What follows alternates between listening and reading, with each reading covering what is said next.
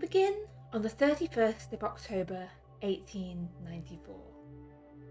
On a crisp autumn day, as the train from London pulls in at a small country station at the little village of Copperfield. There's not really much to this village, a small scattering of houses, and then up the road the manor itself. The station has a platform, one small building, and a little gravel drive area for more wealthy arrivals to pick up their guests with the carriages. As the train pulls in, you have the journey here some of you to discuss. So John, D'Angelo, Elsie and Maximilian, you are together in a compartment on the journey from London. Ignatius was a few compartments down the train, trying to win his fortune and unfortunately failing. But you see each other as you climb off the train onto the platform. The train porter's sort of helping you off with any bags, any guns you've brought with you, because you're here to attend a shooting party as guests of Lord Jerome Malmsey of Copperfield Manor. I would need a lot of help because I overpacked. I brought a third of the cape collection. The train porter's helping all your bags down. Stay overnight or something? I like capes. Oh, this is entirely unnecessary, Mr. Ignatius, but let's Well, attempt to.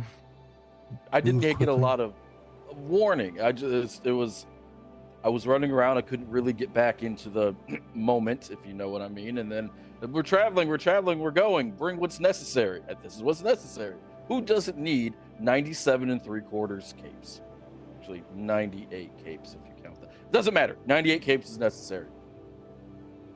Everyone. But I've never met anyone who's needed anywhere near that many capes. Or so you think. Or so you think. Right, well, let's get ready to leave. Do you see either of the other two nearby? Oh, yes, further down the train, Janet and her brother Hubert are getting off the train, gathering down their bags. Hubert looks a little uncertain. He says, "Are we sure going back here is a good idea?" Do you want to help your sister? Yes, but I don't. Yeah. I see. That's carriage over there. That looks to be Lord Malmsey's carriage, although I'm not sure it'll all fit in it. Yeah, I'll take the seat next to the cab driver. It'll be fine. And you see a man hurrying up towards you. Good morning. Good morning. Just about morning still. I'm Rafe, Lord Malmsey's man. There are quite a lot of you, but we should be able to fit you all in. It might be a little bit of a squeeze on the ride up, but it's not so far. Just a couple of miles up to the house. Shouldn't be a problem. Up. Let me help the ladies up. There you go. Thank you. I think, considering the size of the carriage, you can generally fit 3 people on each side. I think it'll be Elsie, Janet, and then Janet's brother on one side, and then the rest can fight for themselves where they are. The other 4 trying to squeeze in. There is also a space at the front if someone wants to. Yeah, Max was just gonna sit next to the jockey. Are there any running boards that one could hold on to the? You can just about squeeze in. Yeah, okay. I'll sit in the middle because I'm very small. I'll just squeeze in. There we go. Come on, Bess. And with a very begrudging noise, the horse begins start pulling this.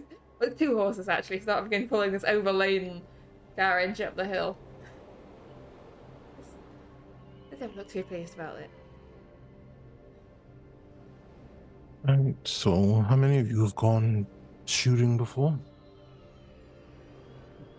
I am quite good at it, actually. Max and I went shooting the other week. I hit something once. Was it the thing you wanted to hit? It was surprising. This is not Are bad you for sure you what we want me can. to stay behind?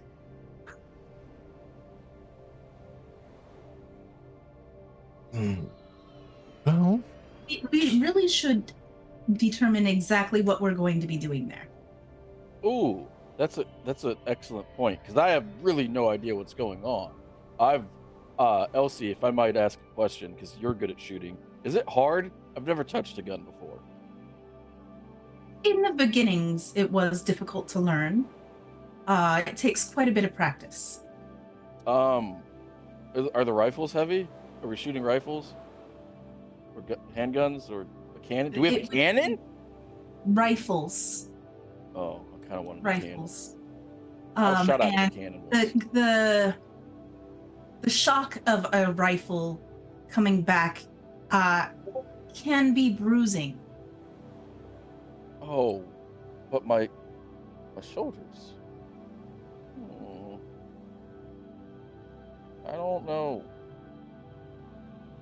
I don't want to. If I go, I'll have to shoot. I don't think I want to shoot. But I'll shoot if it means I don't have to fight anybody, like fisticuffs, because that's never gone well. I don't know. You all figure out where I should go, and I'll go. I trust you all.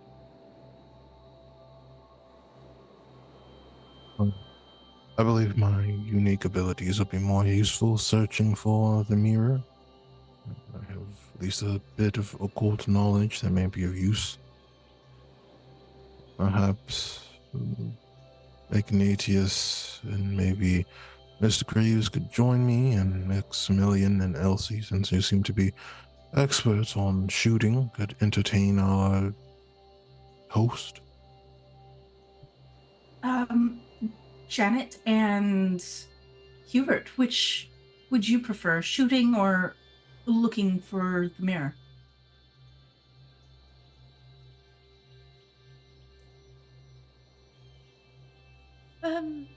I don't really know how to shoot. I know where the mirror was last time I was here. Oh, then you should probably stay behind and help with the But- mirror. I don't know if it'll still be there. It was in the library last time I was here in a cabinet, but Always in the library. They are dangerous places. Well, then perhaps, Janet, you should stay behind. And Hubert, you should join with the shooting? I guess. Shouldn't I stay with Janet to make sure she's alright? We don't want there to be too large a group staying behind, or else it'll be a bit suspicious. Exactly. If we all come for a hunting party and then no one actually goes shooting, then they might suspect we just come here to look at their library. Hubert, no offense, but these people I think can take care of me.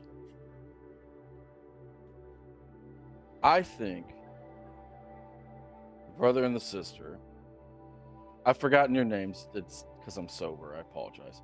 I'm Hugh, and that's Janet. I don't care. I'll remember it when I'm not sober. Don't take offense. I saved your lives, so whatever. Anyway, point is, I mean, we all saved your lives. You probably helped or something. Anyway, I don't care. What if you both went shooting, and then we can just go to the library since we know where it is, and then you will be less endangered because there's less of a proximity towards bad occult stuff. Just a thought. The way it looks like a proper hunting party, you know. That could work. I mean, I'm just really not very good at shooting, but. Well, I mean, you can enjoy it. I mean, it'll be fun to shoot, and you can just tell them that like you've never shot before, and then you won't be close to scary dream monsters that might eat you or do bad stuff. I don't fucking. Why am I sober? You brought something to fix that, didn't you? Because it would be highly dangerous for you not to be when you're giving a gun. What? Oh, you don't know, Ignatius. That's okay. You sweet summer child. Yes, John. Yes, John. I did bring something, and I pull out John's shitty bourbon or brandy or whatever it was from the library. That's right. I stole it. I took it from you. It's mine now. That was expensive, that was. It wasn't, John. Stop Me. lying. All right, so to put this into perspective, D'Angelo, Mr. Williams, you will be staying behind, as is Mr. Greaves. I was thinking, well, I'm open to talking about it, but I was thinking that I could be on the hunting party to be the recipient of Malmsy's prowess and teaching to keep him busy for a bit while he That's teaches. fine. Then Ignatius, you're staying behind to help. Yes, I think that's best. All right, so 2 out of the 7 of us will stay behind. The rest of us will go shooting. I don't see how this could possibly go badly. We are almost at the manor. Here we are. Gentlemen, ladies. Such a smooth ride. You're very skilled. I have served the Malmsey estate for a long time. Well practiced. Angelo will pass the carriage driver whatever counts as a tip in this time period. Oh, no, not No idea necessary. what the Not currency necessary. Not necessary. I passed him John's shitty whiskey. Eh? Ignatius, we're going to have a talking later. Yes. What do you think we're doing now? Yes. As your bags are being taken down from the carriage by servants coming from the house, coming down the front steps of the manor is Lord Malmsey himself, complete with moustache and monocle. Ah, excellent! You made it. I was beginning to fear that note I received was just in chief. But glad you could make it at such short notice. Come on inside. My other guests are already here. Perfect. I'm already ready to go, basically. Yes, come on, No. come in here. This way. And he leads you up the big stone steps at the front of the manor, through an entrance hall with oak panels. There's some 15th century suits of armor on either side of the door. There, on the wall, there's some decorative weaponry. Hanging up, decorating the walls, a big stone fireplace, and staircase sweeping up to the upper floors. And he leads you out the door from this room into, snug sort of, this drawing room, morning room. I can honestly never remember the differences. A living room of sorts, where there is a fire crackling away in the grate, and there are 2 other gentlemen already there. One of them, this older man with quite an impressive beard, to be in his late 50s, perhaps early 60s. And the other one, not bearded, but does have a moustache, sort of, call it, sideburns that join the moustache sort of look. And maximally you would recognise him as Weldon Payne, who you have met before. Wait, he was a lord, right? Yes. Yeah. Lord Payne, it's great to see you again. Ah, Jonathan! Yes, Malmsey said you'd be coming. Splendid, and these are more friends of yours. And Malmsey sort of gestures round as this room is getting increasingly busy and says, "Oh, you've met Lord Weldon Payne, and this is Sir Wendell Whitlock." So Wendell Whitlock. Whitlock. Okay. Yes, Yeah. Whitlock. Wendell, Weldon. We introduce, well, you've already met Maximilian Johnson, the adventurer. This is, of course, D'Angelo Williams. You know the Carter House? Yes. And... Forgive me, I've forgotten the rest of your names. I am Miss Elsie Smith. And I curtsy just a little. Quite all right. I'm John Greaves, librarian at King's College. Ah, yes, the librarian. I'm Ignatius Emberrath, also known as Ignatius Shimmerrath. Huh. Grand entertainer, master of the arcane. Master of the arcane. Well. Yes. Well, perhaps you can entertain us after we I pull return out from two the hunt. decks of cards. Take out 2 decks of cards, and I just start doing a bunch of card tricks that get progressively harder and harder. Give me This a is easy roll. for me. Let's see how impressive these card tricks are. I just kind of threw one out. I can roll again if you want. No, I just had those. Gotcha. Yeah, that's fine. I'll accept that roll. This Yeah, is easy they are for me. impressive card tricks. I came to do my best to entertain the grand guests of this beautiful estate and the esteemed colleagues that we might find here. Well, that's all well and good, but we didn't come here for cards and nonsense. We came here for a good old shooting party. Yes, Jerome? I say we get out there whilst the weather's good and before the game gets any ideas. Who's I mean, with let us? them get ideas, right? It's just going to make it a bit more challenging. If it is acceptable to you, my lords, I would like the opportunity to tour the library while you are doing your hunt. Unfortunately, the great outdoors is not the kindest to my constitution. And Lord Malmsey gives you a look, sort of appraising for a moment. Ah, I see. Well, you of course are welcome to peruse the library whilst we're out hunting, but do be careful. Some of the books are quite old, quite valuable. My I will lord, treat would them you- with the greatest of care.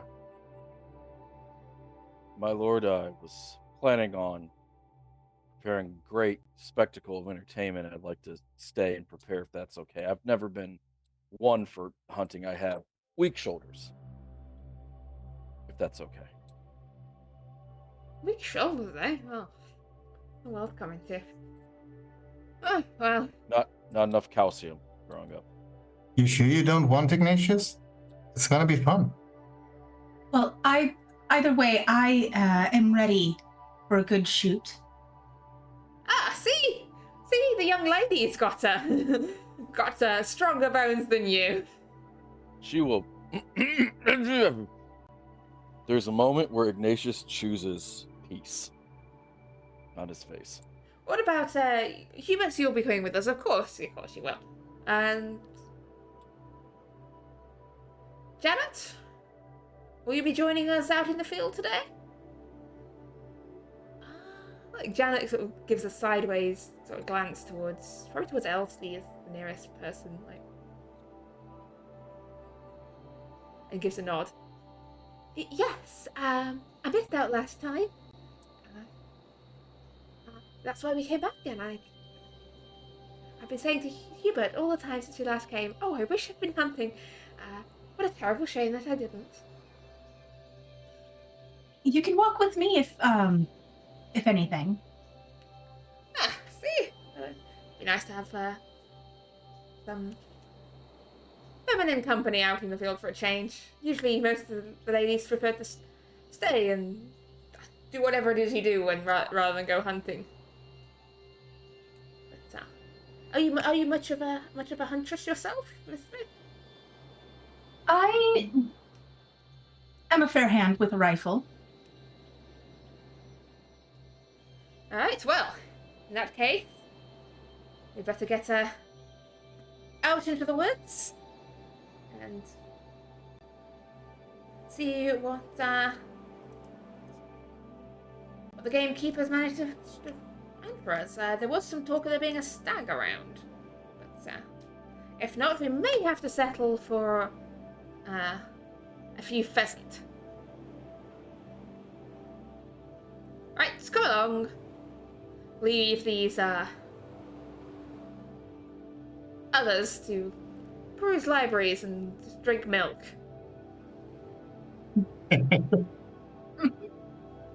And Malmsey turns and leads the way out the house. So Whitlock gives a little nod and yes, gets to his feet and follows after. Weldon Payne lingers for a moment, sort of turning to Maximilian. I didn't know you were acquainted with Malmsey.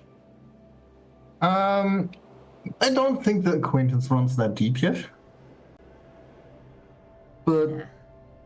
there was an invitation, we, chose to accept it. No, he's a good chap. He's always been a good friend. He put up a lot of the money for Holcomb's club. Ah, I see. I mean, that makes sense. So he's basically the employee of my employer. I don't think either of them would want to categorize that way, but he's got money and influence and friends in all places. And he's a good friend to have, useful friend to have. Right. Friends are always useful. Let's get going on and how about a bet on who can shoot the most pheasants? I mean, I'm not really a betting man, Ugh. but I'll take it. Alright. 3 shillings. Let's keep it, a gentleman's bet, nothing too much. Right, let's get going. And as the hunting party files out to get boots and guns and head out into the field, I think it's just D'Angelo and Ignatius left behind. D'Angelo? Believe so. Yes, Mr. Gladius. I really, really wanted to lash out there. Like, badly. I'm very proud that you did not. Thank you. I didn't want to jeopardize whatever it is we're doing here. I still really don't know. Oh, come Something with about me. a mirror. I will explain while we are walking. Okay. To keep things simple, it is believed that Miss Janet has gained access to a unique artifact. I believe you were made aware of the missing artifact from the museum some time ago. Yes, I helped investigate that a smidge. I believe the item has the ability to mess with or give someone control of another through dreams. When you say that, I stand straight up and I go, yes, it's business time then. Indeed. Ideally, we can take care of this one way or the other quickly. We may be going to a wedding in a few hours. Ugh. Good thing I brought my capes. Of course. Lead the way. Is there anyone that shows us where the library is, or are we just allowed to walk wherever we want? Essentially, you have just been left in this room. Although, if you want to ring for a servant, there's a little bell if you'd like directions. It's fine. We'll just be looking for the library this entire time. Yeah, as you wander through the door, you find there's another sort of downstairs entertaining room. There's a dining room with sort of tablecloth and things set out ready for a meal later. And a little further on, sort of an annex, like wing jutting out of the house, is a library. It takes up 2 floors. There's a ground floor and an upper floor with a raised sort of balcony mezzanine level around, and a spiral staircase linking the two together. From its windows, you can see out sort of into the gardens of the house. You can see there's a fountain, there's a grass lawn stretching down to like a ha-ha wall, and then beyond that, like the estate, the park with some sheep grazing. Let's begin our search. Could we just ask for help? Or do you want to just be Wait. completely outside of out of sight, out of mind? Would be best for us to draw as little attention as possible. It's always capable of feigning ignorance if someone comes across us, but it is a little harder to do so after we've been told where we're supposed to go.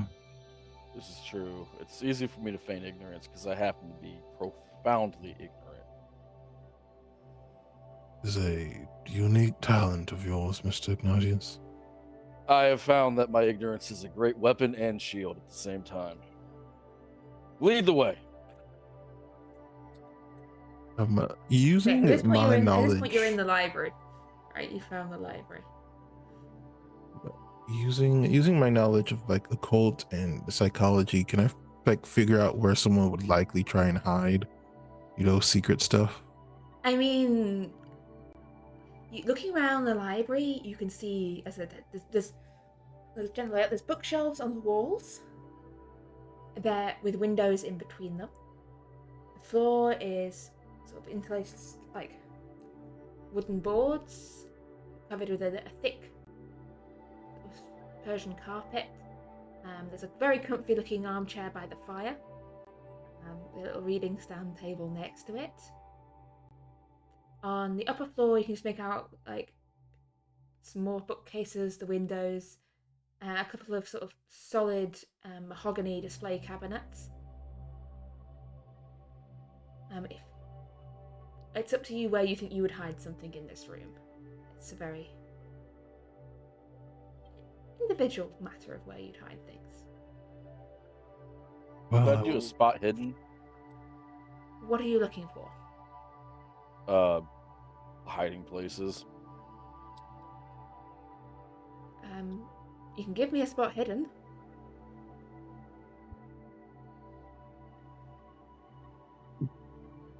D'Angelo is going to check the bookcases for any books that are like oddly out of place, like a cooking book next to 7 history books or something.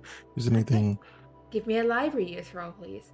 Ignatius looking around, like hiding places. I mean, you could hide stuff behind the books. You could hide stuff behind the display cases, under the display cases. You could hide stuff behind the curtains, on top of the bookshelves. I just start looking for. I just pick one corner and just start scouring through it, looking. I know it's going to take a long time. Ignatius knows it's going to take a long time. He's just hoping. Yeah, you know from what Janet told you about where it was before when she found it, but It was in a cabinet, yeah. yes. Oh yeah. I'm not looking in cabinets first. I'm looking for something even more nefarious. Okay. D'Angelo, the books here as you scan over the shelves are in order. They are both really boring. Like these are not. Most of these books are not anything like out of the ordinary. They also seem in very nice condition, and they don't really look like they've been read. This looks sort of like the library you buy by the foot. So if you want to fill wall space, you just buy enough books to cover this wall space. Nicely covered in leather, but it doesn't really matter what they're about. Here's this one case where there's 2 shelves of exactly the same books. You've got 2 duplicate copies of like Gibbons's like Roman histories and stuff, just right next to each other. Ignatius, so you're searching around in corners looking for... What did you get on that spot hidden? It was hard, wasn't it? So you're not looking for, like, looking at the display cases, you're looking at all the places which wouldn't make sense for things to be. And as you make your way around the upper sort of floor of the library, at the end that's directly above the doorway you came in, you notice a draft coming under the bookcase. Interesting. A breeze. D'Angelo. Yes, I notice. I've cracked the case. Make my way over. There's something drawing your attention. Do you feel this draft? I do. Is it coming from this bookcase? It is. Yes. Behold my mental acumen. And then I go to further investigate with my hands. Okay. Yeah, you can definitely feel like the more you look at it, the more you feel there's a draft coming from under this bookcase, and there's a slight crack between this part of the bookcase and the next part of the bookcase along. As you sort of throw your hands down the side of the bookcases. Not quite like a handle, but like a little indent inside the bookcase. Just enough to get your hands in and lever it out. Help me, D'Angelo. That structures my brains. It's not heavy. You give it a little pull, this little creak of a hinge, and a section of the bookcase just opens like a door. Behold my powerful frame as well. A cold And in awe.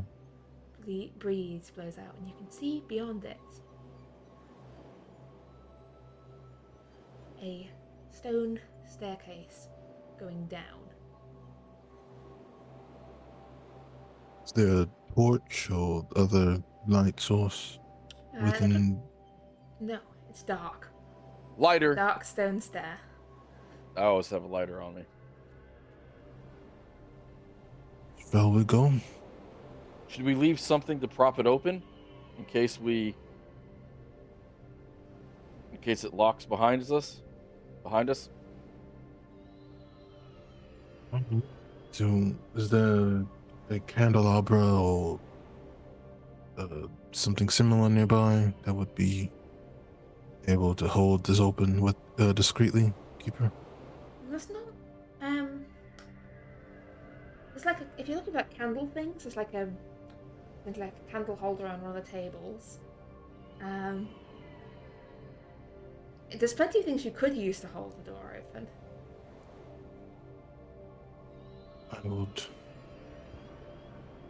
I would use one of those duplicate books that were clearly not actually intended to be read, and I'll just put one of those in there. Yeah, just In the make it path. open with Alright, let's go.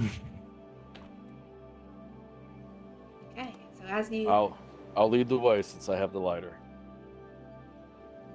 I now have to look up the history of the light. Anyway, yeah, with lighter in hand, you head down this cold, dark staircase. And as you two descend the staircase, you're going to go out to the others who are heading out into the woods. And so you head up the gravel path away from the house towards the tree line. And there's ominous dark trees looming ahead of you. Yes, Elsie? The first lighters were converted flintlock pistols that used gunpowder in 1662. Excellent. We've got lighters. This Um, week on when was that thing invented? There you go. Thank you. You said ominous trees, huh? Oh yes, very ominous. Like you can see the house behind you. You're heading up towards the trees, the dark forest. All right. I want to steel myself so that I don't panic while I'm in there. Taking a breath and like Hubert actually sort of leans over you. Miss Smith, are you all right? Hmm. You look I troubled. I had some nightmares about the forest recently, and it stuck with me. I'm with you with that. Use the mind trees.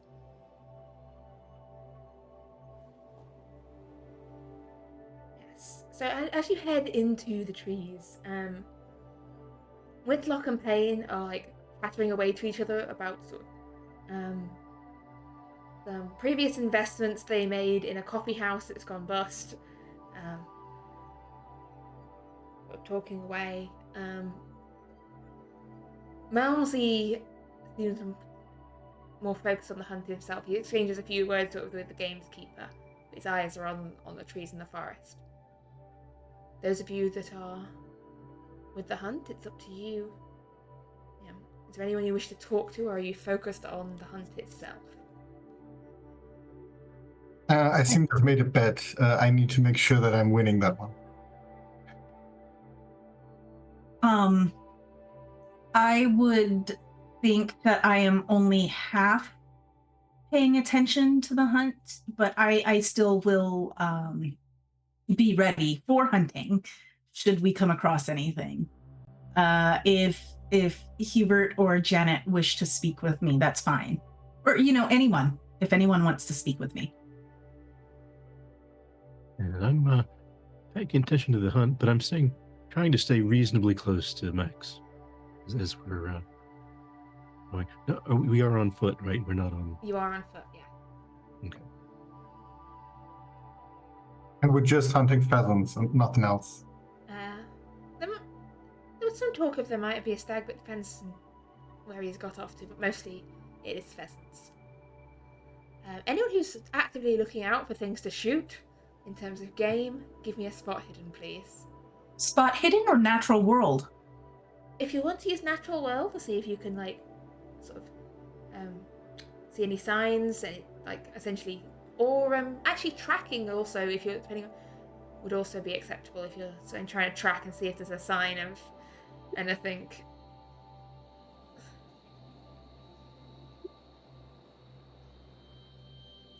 So, Elsie, you see a scattering of a few droppings, pheasant droppings. You can see a little rustle of the bushes, and you know the habitat where pheasants would likely to be hiding out at this time of year as the vegetation thins. There's a slight flash of tail feathers. John, you're not really in your natural environment. This is far from the library. Maximilian, you are very much in your natural environment. You see a few pheasant droppings. You also see some scrapes and broken branches that would evidence the passage of something larger. I think stag-sized through the undergrowth, going off in one direction. And as you look in that direction, you catch a glimpse of something through the trees. This large shape, majestic in the autumn mist. You line up, you take sight. Just hear D'Angelo's voice in the back of your head. It's not a lion, therefore I'm fine. And I'm gonna try and shoot it. Yeah, Elsie or Maximilian, if you wish to try and shoot something, give me a rifle roll. You know what? That's what luck's for, right? That's both points of luck. No, I missed. Yeah. I didn't see a clear shot. You can see a close shot. You jumped a little as Maximilian's gun got. You hear a bellow of pain from through the trees, and Whitlock's cry, "Good shot! I didn't even see it." They go hurrying off afterwards, to where you hear the movement of the injured deer in the trees.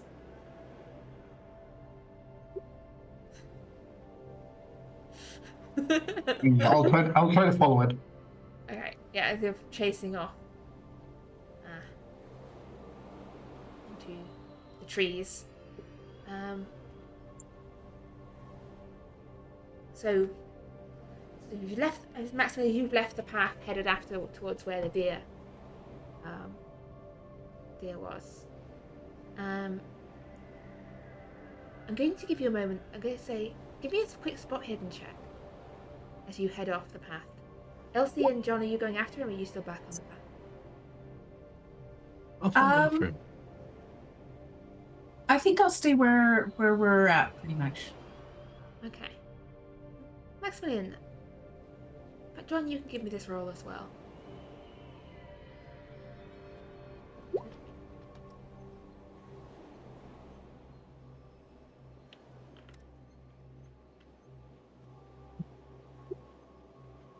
Okay.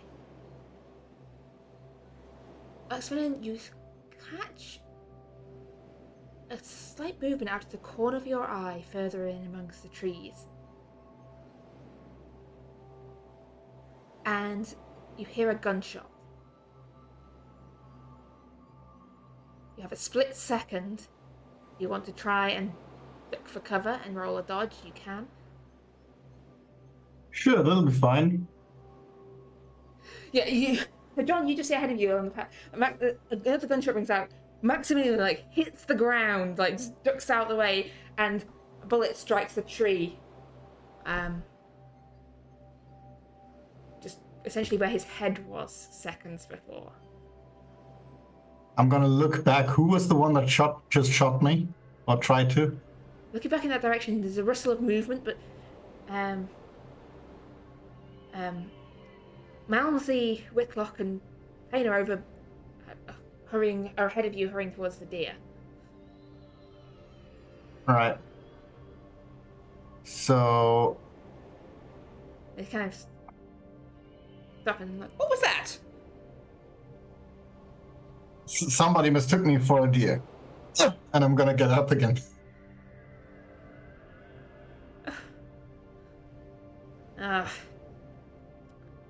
Who's that?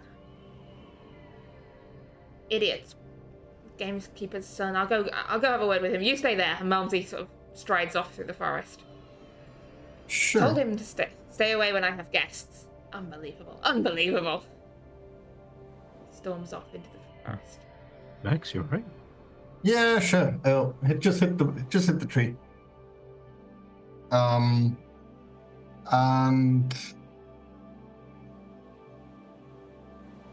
should we follow him, or should we just continue the hunt for a while now? Do you have any idea where that shot came from? It wasn't one of us. Our party was. No, I don't think so. You were still near me, right? Jonah just started to go after Maximilian, yeah. So it wasn't. It also wasn't John missing his shot and just accidentally shooting at me or something like that. I don't think it's quite the right direction. I mean, it could have been. That's fine. Yeah, I'm just gonna continue to follow the deer for now. Yeah. You head over. You see the gamekeeper and the others down by following the track of this wounded deer through the forest. Give me a tracking roll. See how good you are as you catch up to the others, and they're puzzling over which way it went. You know exactly where it went. Give me roll your 1d10 as you have increased your tracking skill. By a whole 10. By a whole 10. Ooh. Yeah. You hurry off after the deer. You just found out you found its track. Whitlock and Payne seem to have been distracted along the way. They've turned off to one side. John and Elsie, are you hurrying after Maximilian, or are you still back behind where this all began? No, I am staying towards the back to keep an eye on things. I guess also a little bit nervous. Staying on the path as much as I can. Okay, yeah, back with so Janet and Hubert are sort of back that way too, like lingering at the back. Like, John? Yeah? Where are you? I'm following after Max. Okay, you're following after Max. And as you sort of, the deer's trail leads through the forest down to this narrow gully, this gulch between mossy rocks. And it's just sort of the two of you now, and you can see ahead of you the deer limping its way along, so it's almost just making it out through the small sapling trees down this gully. You've got another shot on it if you want to try and kill it. If Max isn't in the way, I'll try taking a shot. So the trail its blood. You didn't kill it the first time, you just injured it.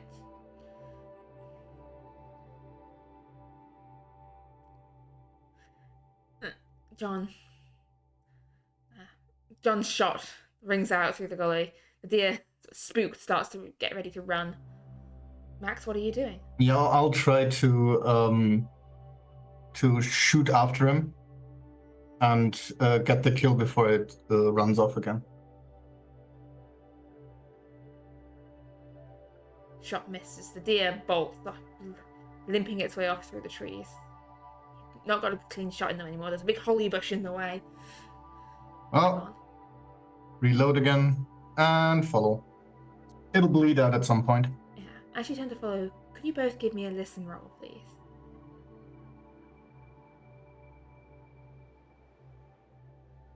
As you sort of head off, as Maximilian heads off, John, you hear a rustle of movement behind you. Max, behind us. Hmm? There's something behind us. I'm turning around and we'll take a look. Yeah. So you're just stopping and looking where John's sort of indicating for the sound. Give me a spot hidden. There's a rustle of movement to John. No, Not seeing anything? Nothing there. You sure? I definitely heard something. I mean, it's a forest. There's a lot of critters around. There's a little... You hear the rustle of leaves and a slight pitter-patter as it begins to rain. Fat drops falling from the sky. Oh, well. Elsie, back where you, Janet and Hubert are, you also, it's starting to rain. And you see Whitlock and Payne coming back towards you. Lost the damn thing off in the woods. And Malmsy's gone off to argue with the gamekeeper's brother's son or something, I don't know. We should probably get back to the house. Mr. Johnson and Mr. Greaves went off that way, and I point in the direction I saw them go, which was different from where they had gone. Yes, yeah. Considering that somebody shot at Mr. Johnson, are you sure you want to leave them alone in the woods? This woods? Malmsy said that was an accident there. No call lads. Trying to shoot the deer.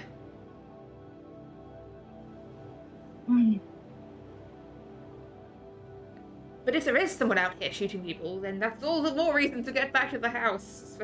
In which we can escort you young ladies back and make sure that no harm comes to you. Who's going to fetch Mr. Johnson and Mr. Greaves?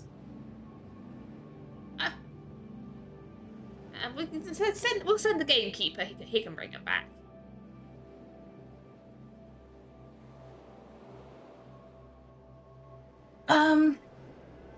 Are you sure?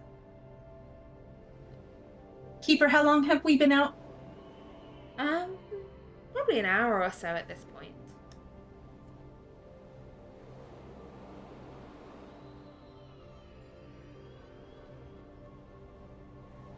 about your bet? I heard you and Mr. Johnson's bet. You haven't caught anything yet. So essentially, are you trying to persuade them to stay out longer? Is that your... Yes. Give me a persuasion roll here. Persuade or charm? No, it's probably persuade. Ooh. So you, No. you don't see winning over. You can use luck, or you can try and push this roll. Essentially, in this case, if you're pushing it too far, might tip them off that there's something, some reason they don't want you to go back to the house. There's something. Let's see. I would have to spend 48 luck. Yes. Do I have that much? Quite a lot of luck. That is quite a lot of luck. I'll still spend it. 48 luck. Okay. Well, I suppose once a bet's made, a bet can't be unmade. I better go. No, it would be remiss to leave them out there. Let's, well. Do you wish to go back to the house, or are you good to stay out here with us? I can stay out with, and I'll just stick close. If, the Carter house wish to go back to the house, they should. I don't think Janet would do well in the rain too much. No, I have been unwell of late. Alright, Whitlock, you take the Carter house back to the house. I will help with Smith here find Johnson and prove I am the better huntsman.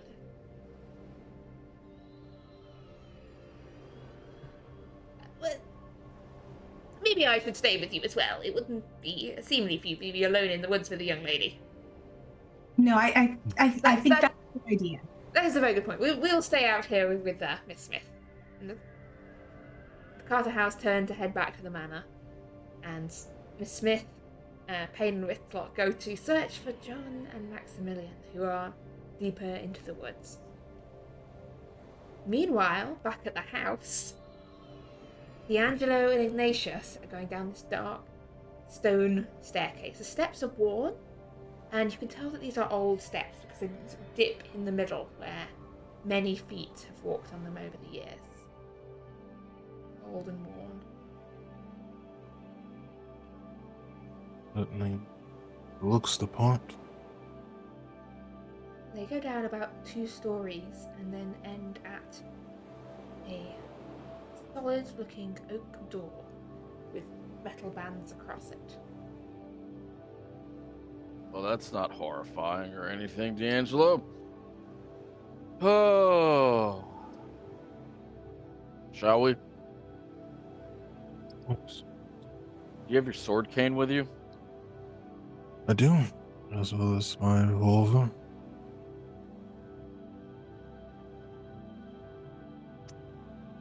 All right, I try the door. The door appears to be locked.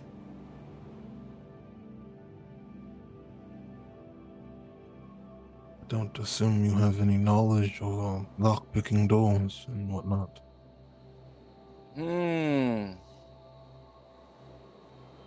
I have an idea.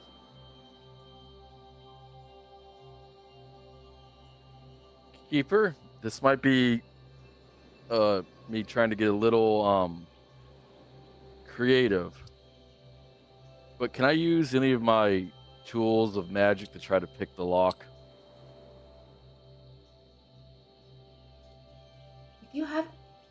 I mean, you can use the tools of your magic to make a lockpicking roll. Is that a... I'll give you a bonus for magical sleight of hand practice. Is it a locksmith roll or... Yes, it'd be a locksmith roll. Oh, we're cooked. You have a bonus die. Yeah. Unfortunately, which is almost surprising given the life Ignatius has lived, you don't actually know how to pick a lock. Yeah, I usually just talk my way in and out of people's houses and pants. Shit. Shoot it. Just shoot it. Actually, so this is a solid door. It's got essentially it's got like a keyhole in it, Yep. and then Shoot the like, this keyhole. You'll be fine. frame around it, just to establish what kind of door this is before you start shooting it. I'm sure if you shoot the I- keyhole, it'll be fine. And I attempted to open or break the lock with the sword. So, how would you go about this? You want to try Just trying to stick the pointy end of the sword into the lock and pray to Cthulhu that it works. Okay, so you're trying to use essentially magic to open the lock with the sword. Yes, you can attempt to do this. This is an attempt to sort of use a spontaneous use of magic, not any sort of existing spell or charm or trick that you know. This is sort of similar to what Elsie did last week with transporting objects into the dream world, but possibly slightly less difficult. If I say open sesame, does that help? I get a bonus die. Give me Cthulhu Mythos roll, please.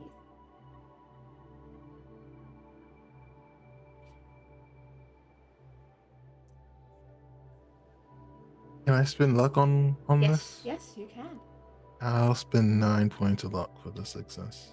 Okay, so you place the sword in the keyhole and draw upon all your knowledge of magic and power and bending reality. And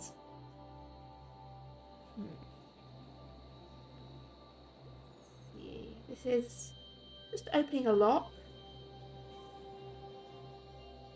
I'm gonna say this will be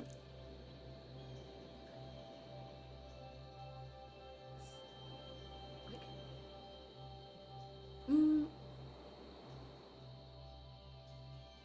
1d3 sanity and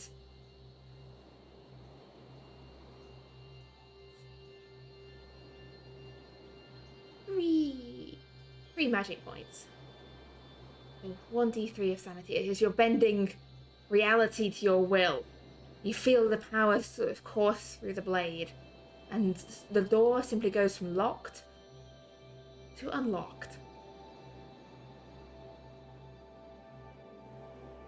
Try the door now. This kind of, your mind sort of shies away. It's not so much the action of what you're just doing, but the implications of what this means. Of what you could break and undo in the world. Like, you've used magic to break other people's minds, but now you're just using it to just break, like, the world itself. Should open now, Mr. Ignatius. The door is unlocked. What in the bluest of blue hells? How did you do that? I'm not entirely sure myself. Let's Your avoid magic's doing way it better. more. Yeah. Well, I mean, that was cool and all, but actually, it was just amazing. I don't even need any. I don't even need to try to belittle that. I'm sure everything's safe, and I just open the door and walk through. Push open the door, and beyond it, there is a stone chamber. Walls are bare stone, the floor is flagstones.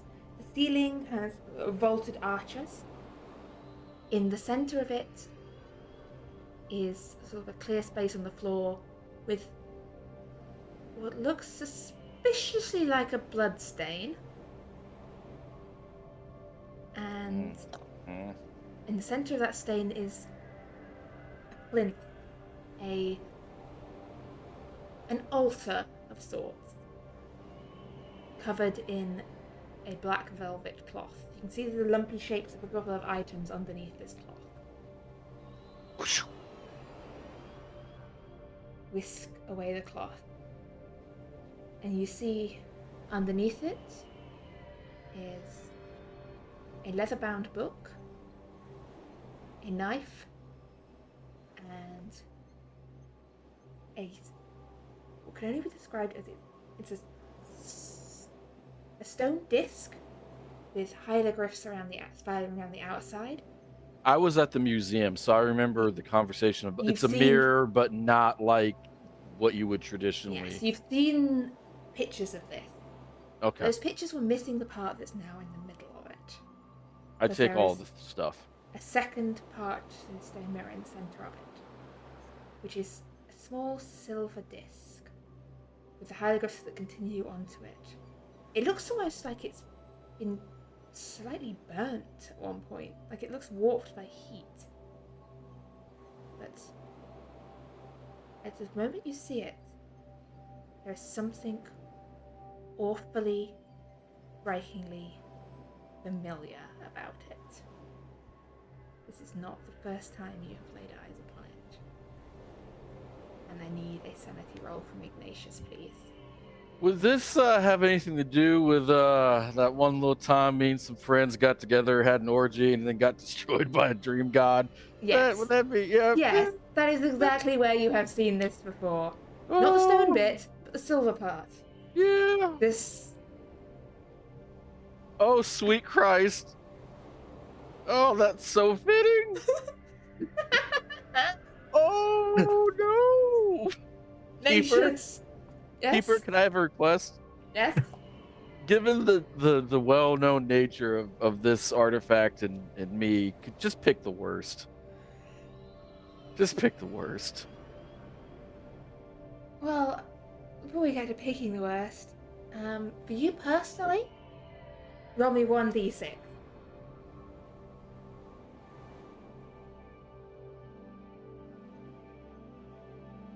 Five Z's.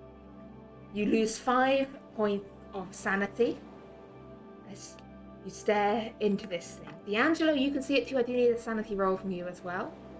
This, I know your sanity is circling the drain, and I will still need a sanity roll from you. Can I just not look at it? Is that possible? It's only 1d3 for you because it does not have such a hold on you, but I do need a roll from you. As Is it actually rolling a 3? I feel like that's very unlikely. it's rolling I think max he's sanity just roll for selecting every 3. single point. It's just selecting. He's just selecting the number 3 each time. It's so funny.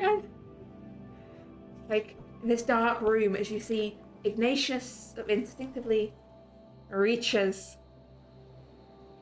for the disc. Like, so his hands almost acting without of his control as he takes the disc. You see his lips murmuring as he mutters sort of half-remembered words. As in this moment from your past is reliving itself again. You've seen this, you know what this is and what this can do, and the awfulness of, like, you were right. You were right about when you first heard of someone researching dreams at King's College. You were right the moment that this all became clear. It's all connected. This is all part of it. And if you let them do it, this is all going to happen again. People are going to die. And this whole place needs to burn. Malmsey, his house, his library, everything here is dangerous. You need to stop this. You need to bring this to an end. D'Angelo. D'Angelo. I figured it out. I figured it out, D'Angelo. Yes. Take a breath. To the library. And I just take off, just not even like running, just like very leisurely, but like a leisurely power walk, just up the stairs. But I have my lighter out. I have the artifacts in one hand. I have my lighter out, and I'm just flicking it on and off and on and off. So essentially, D'Angelo, you're left in darkness in this room as your source of light goes running, maniacally laughing up the stairs. Come on, D'Angelo. We have the people's Yes, work to do. I will go after him. And as D'Angelo goes after Ignatius up the stairs, as Elsie is looking for Maximilian and John in the woods, someone or something is stalking them. I think before anything kicks off in any further way, that is going to be where we go for break. Because I have a suspicion that things might be about to hit the fan. Alright, see you in 10 minutes.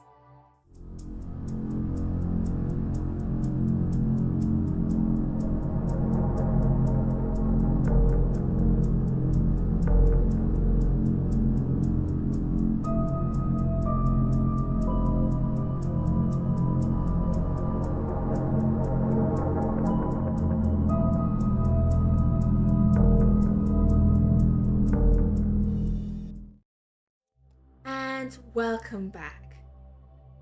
John and Maximilian are hunting a deer in the woods in the rain, while someone else is hunting them.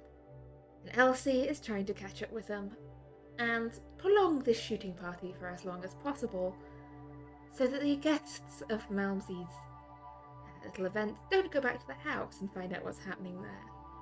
Back at the house, Ignatius is about to burn down the library. Possibly. We'll see how that goes. So we're going to pick up out in the woods. As Maximilian and John, are you still trying to track the deer at this point? Yeah, I think we don't know that we're being hunted because Oh yeah, you didn't see them then.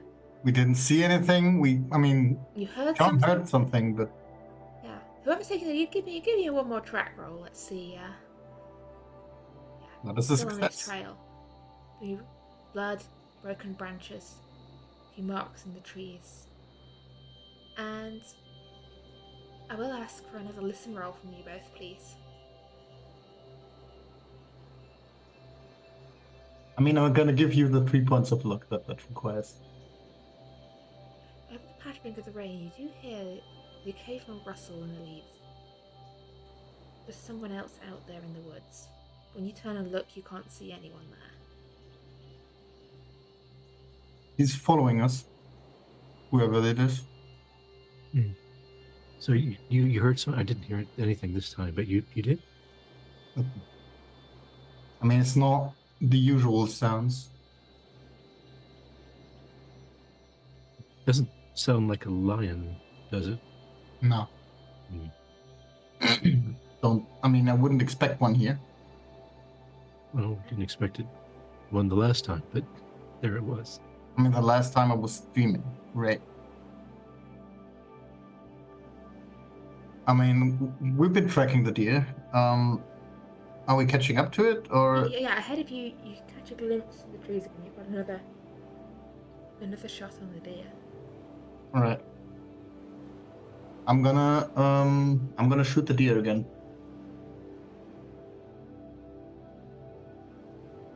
And as this gunshot rings out, John, would you give me a spot hidden, please?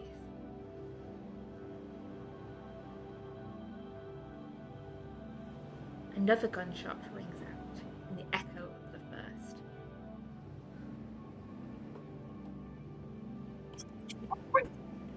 Can we tell which direction the second shot came from? Over just up the hill behind you, a bullet goes. It's actually more sounds like a shot and then a muttered swearing as someone's gun that is a misfire. As someone's gun this is where my knowledge of guns literally gun broken in a bad way. This gunshot goes off up the hill behind you, but yes, Maximilian, you hit the deer. It collapses down to the ground. Good clean shot. Oh. Yeah, you heard that sound of the swearing up on the behind you, which which way is you going?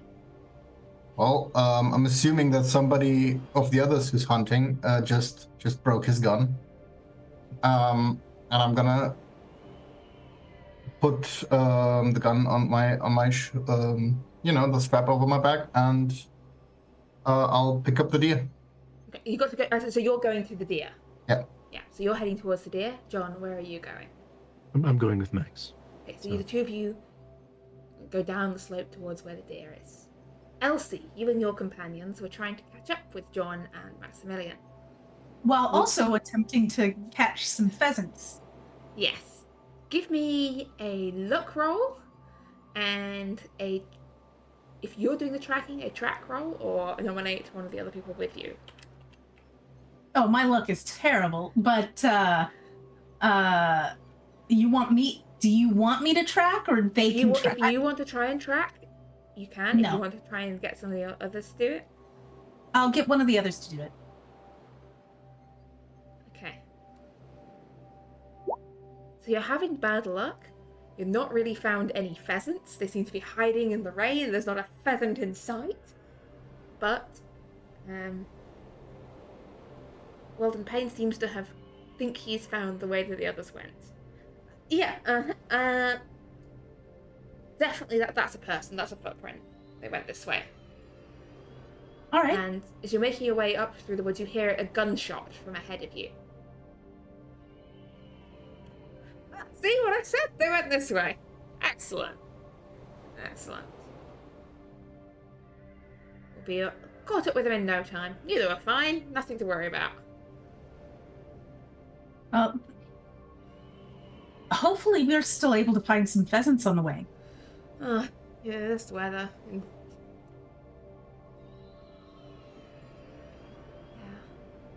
Knew the forecast. It's not good weather for shooting. But then, yesterday, Malmsy's like, oh, yes, we're putting a party together. Come on out. And I thought, well, I guess I've got nothing better to do. Nothing better to do at all. Wasn't expecting a party today. I trust you and your companions will be staying for dinner, right? More than likely. One of the gentlemen that has accompanied us said something about performing some magic tricks for everyone. Oh, magic tricks after dinner. Well, it wouldn't be a visit to Malmsey without little after dinner magic. Well, we should probably keep going. Yes. If they have managed to bag that deer, they might need some help bringing it in. Probably. Come along, we're not. Keep up, old fella. And you hurry on. Meanwhile, John and Maximilian, yes, you have come upon your very recently dead deer. Taken two gunshots, and it's lying dead on the floor of the wood. It is, I said, it's a stag. It's big. It's heavy. I'm gonna try to just lift the whole damn thing. How many points? Is it like an 8 point or 10 points? Oh, so this is where the real. Not only do I know nothing about guns, think about hunting. My knowledge of hunting extends to people leaving dead pheasants on our back door. I've actually been hunting myself. Give me a strength roll. This is heavy. I don't know if you've ever seen a stag close up, but they are big.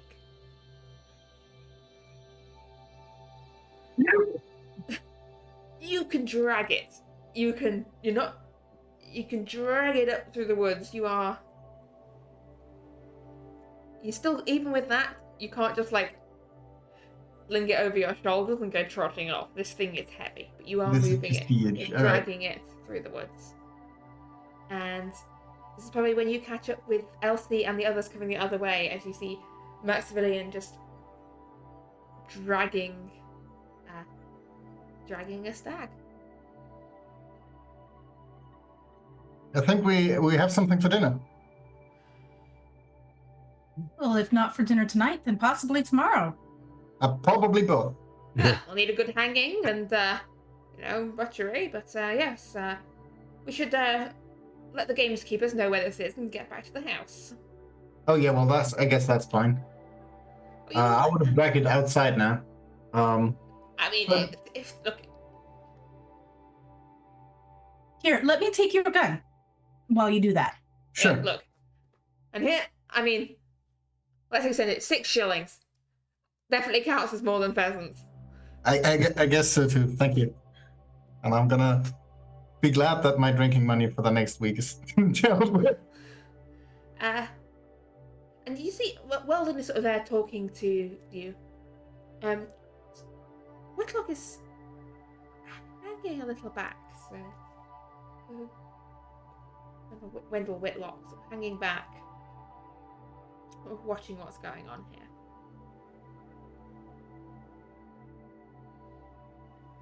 As I mean, yeah. start to make your way back to the house. Hopefully, our host was back there somewhere. Yeah, he went running on after whoever it was that was misfiring guns in the woods when the shooting party was on. Should someone go and see if they can find him? Or the groundskeeper? I mean, they're his grounds. I assume he knows his way around his own grounds. No, but to let him know that the Oh yes. Good call. I'll go see. He went over to the gamekeeper's cottages. I'll go see if he's over there.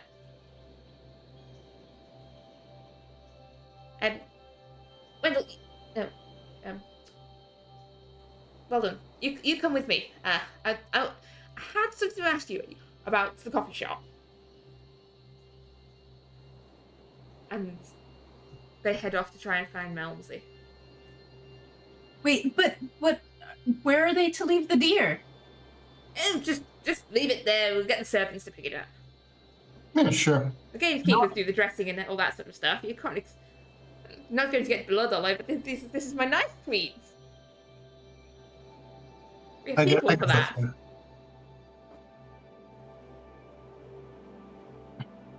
And I'll leave it there. We should probably go and try and find Malmsey as well, right? Yeah.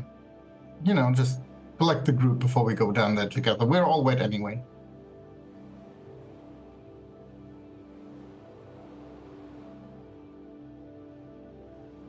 So yeah, so you're following after the others, going to see where Yeah. Okay. There's some distance behind you, follow behind. Meanwhile, back at the house, Ignatius, you reach the top of the stone staircase. Now, since I'm friends with John Greaves, I am an expert at burning a library, okay, and things that are in a library. So I look around and I grab a book. And I go, well, this isn't a bad book, but it's in a bad place. And I take my lighter and as I'm holding this book and I'm burning it, I'm looking for, is there a fireplace? Is there any type There is of a fireplace, yes. Okay, I'm going to go to the fireplace. Is there a log I can light? Yes, I mean a book's probably easier to light than an actual log. There's some so there is kindling ready to light the fire, like small branches and twigs. Is there a lamp with any gas in it by chance? There are gas lamps, yes. So Let's there's take a a couple of lamp. gas lamps on the wall. They're not currently lit, but yes. I would like to stop Ignatius from doing this. Okay. Stagnatius, what are you doing? I am fixing the problems, D'Angelo. I have. His arms are full with he's got a book, a knife, and this stone mirror. He's sort of carrying with him. I told you, and you are my brother, and I love you. But I told you, and I told everyone else, that when you play with dreams, there will be carnage. And this man is a master of carnage. What do you do when you find a burning, pustule-filled wound like that? You purify it. What do you purify things with? Flames, my brother. Flames. Not yes, I understand your concern. However, It's not something like this requires a more surgical approach. You said you trust me. So I ask you to place your faith in me again and be calm. Keeper, can you break through to me at all? D'Angelo, I'm going to say give me a charm persuade, or I'm going to say in this case psychology, but with higher bar, because that's usually reading people, but you're essentially turning it back on itself. Ooh, only a success from D'Angelo. That's I would like to not be in a burning building, so I will spend, if I need to, I will spend the luck. I'm going to say, yeah, there would be a hard success needed for psychology, so that will be. I have a question. What happens when you reach 0 luck? You have no I've more never luck. really been. Well, I Nothing can't bad be a part happens of other all this. than until you are asked to roll a luck roll for anything, in which case you automatically fail it. Well, I have no luck, so that's stuff is fine. It's fine. But I do have enough to spend for this. Okay, so Ignatius, even in your state of like knowing you need to bring this place down, D'Angelo's words are reaching through to you.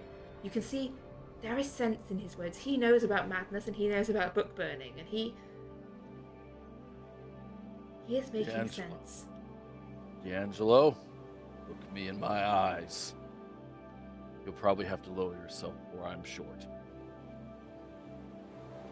All I will right, trust Mr. you. Ignatius. I will trust you, but there shall be flames, and we shall purify this dark place. Of course. Here, take it. And I hand the knife, the sharp part out, obviously out, the mirror, and then the book. Take them as a sign of good faith. All right. And I will place the book inside. How big is the book? Is it like, do I need 2 arms to hold it, or is it like inside a suit jacket? Like, yay big. Yeah, we'll put that in on inside of a suit jacket. He'll just gonna hold it with one hand, and he will put the knife away carefully. All right. Now we need to make it clear that we have not been in here for too long doing anything out of the usual. And once the Lord returns, we will be able to make sure that he is unable to cause harm to anyone else. We must kill him with flames. We can discuss proper purification methods at a later time. For now, we need to make sure he is unable to harm anyone else or to do any more dangerous things in the dream. That's how you do it. More important. By immolation, not self-immolation. D'Angelo, this is a good time for me to start reciting my favorite poem. I feel it in my heart.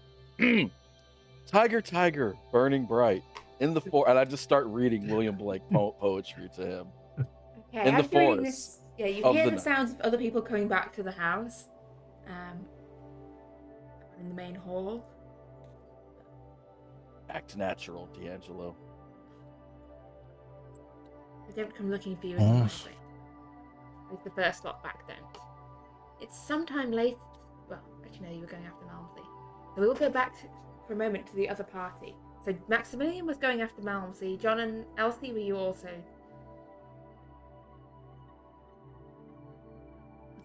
going after Malmsey? Going to try and find Malmsey?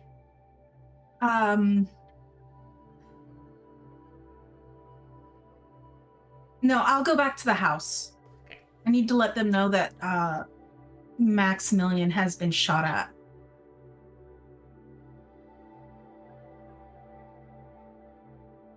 Okay, you're going back to the house, John.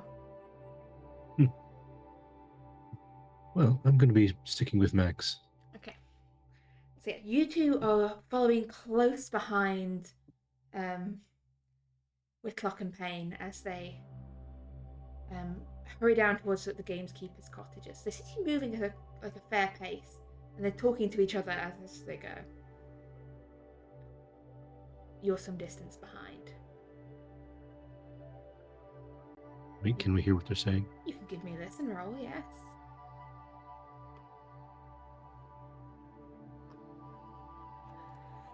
How is that 2 critical improvements in one night? Roll me. You can both hear what they're saying. Maximilian can really hear what they're saying.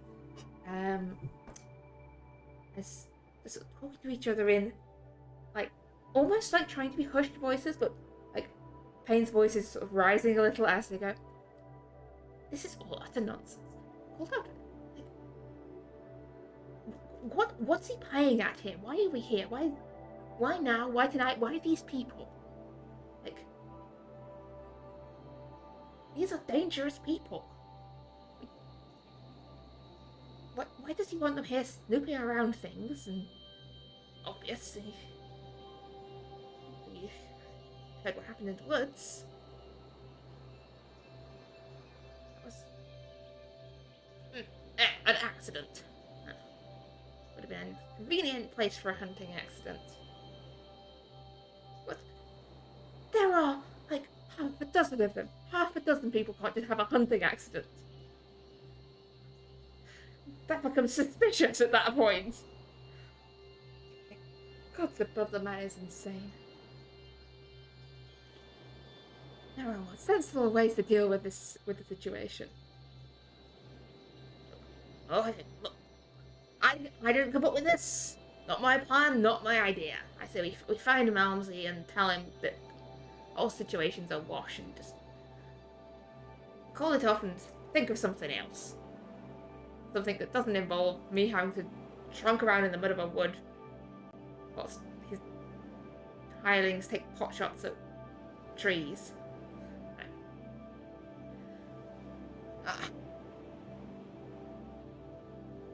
Well, they've gone back to the house anyway, won't he? Probably, but... yeah, we'll go back to the house. We'll find him there. And they sort of veer off from the cottage to head back towards the house itself. So that is basically an admission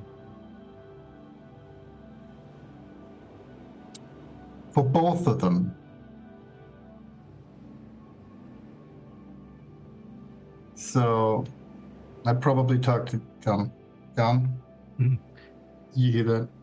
I heard bits of it, but not everything. What were they talking about? Those, hunting accident shots that somebody fired at me. Mm-hmm. They seem to have been on purpose. You think it was them? I mean, they're at least involved, both of them. They wouldn't be talking about it otherwise, would they? No. I mean, do you think they? Why would they be trying to shoot you? All because we're dangerous, I assume. Because we're poking our noses where they don't belong. Because I mean, Malmsey knows that we're part of the Esoteric Society. I mean, it's not like our identity's hidden from him. Yeah. And he did warn us to stay away, to not get that object, which we did anyway. Maybe he's a bit angry at us. Understandable.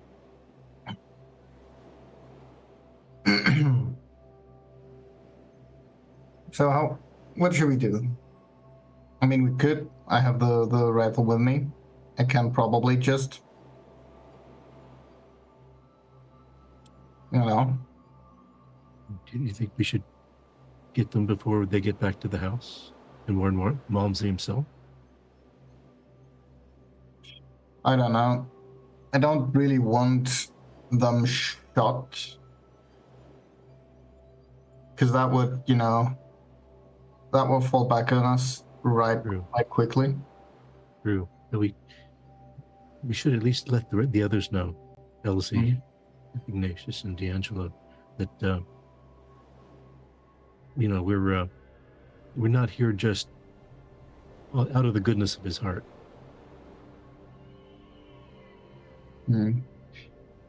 Well, snake bites are very natural causes They of death, are. right? They are. Although, what limited reading I had, cobras are not entirely native to this part of the world. I mean, they are not, but who knows where they came from? That's true. Which Maybe they're people? an escaped pet or something. I assume so, yeah.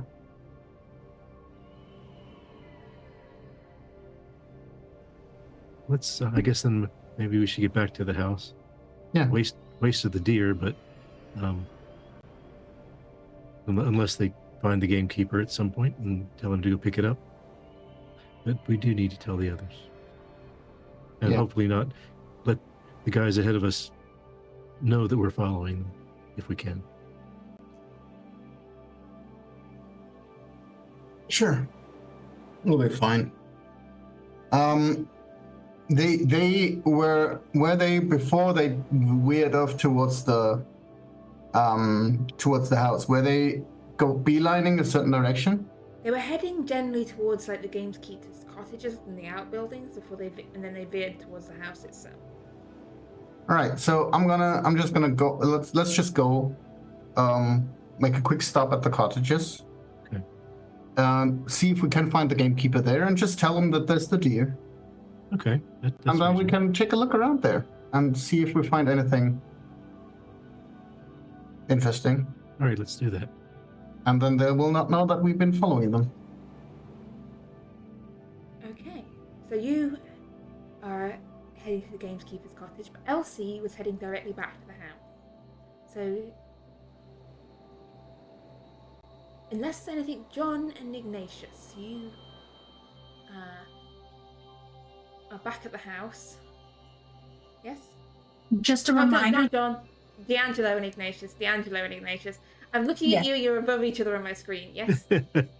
Just a reminder that Janet and Yes, they've Hugh- already arrived back at the house, yeah. They were the people that they heard arriving a minute ago who haven't gone to look for them.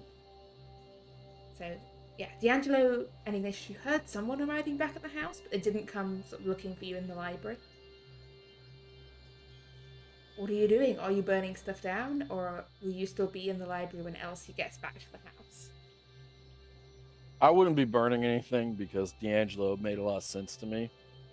But until I know that my insanity is left off, I'm just being weird as shit. I mean, the instant bout of madness, that urge to burn, essentially ended when D'Angelo sort of snapped you out of it. Okay. Just left with the underlying, the baseline Ignatiousness. Okay. So I think that would manifest in fatigue. And I'm just kind of moping about. Just, D'Angelo, can we go to the kitchen? I'm Yeah. hungry. Not yet. The others should return here soon. I imagine I should have found something interesting to eat, and then we can continue with all the rest of our evening. Oh, it's time for more poetry. What the hammer, what the chain, and what And furnace Elsie, was thy this is the brain? point you return to the house. Keeper hates William Blake. I will go looking for the rest of our party. So D'Angelo, Ignatius, Janet, and Hubert. Yeah, you find essentially Janet and Hubert sat by the fire in like the snug the living room, drinking what appears to be a cup of hot cocoa. By now it's Warming raining quite a lot themselves outside. Sorry, I missed what you just said. Oh, it's raining. They managed to bag the deer. Oh, good. Did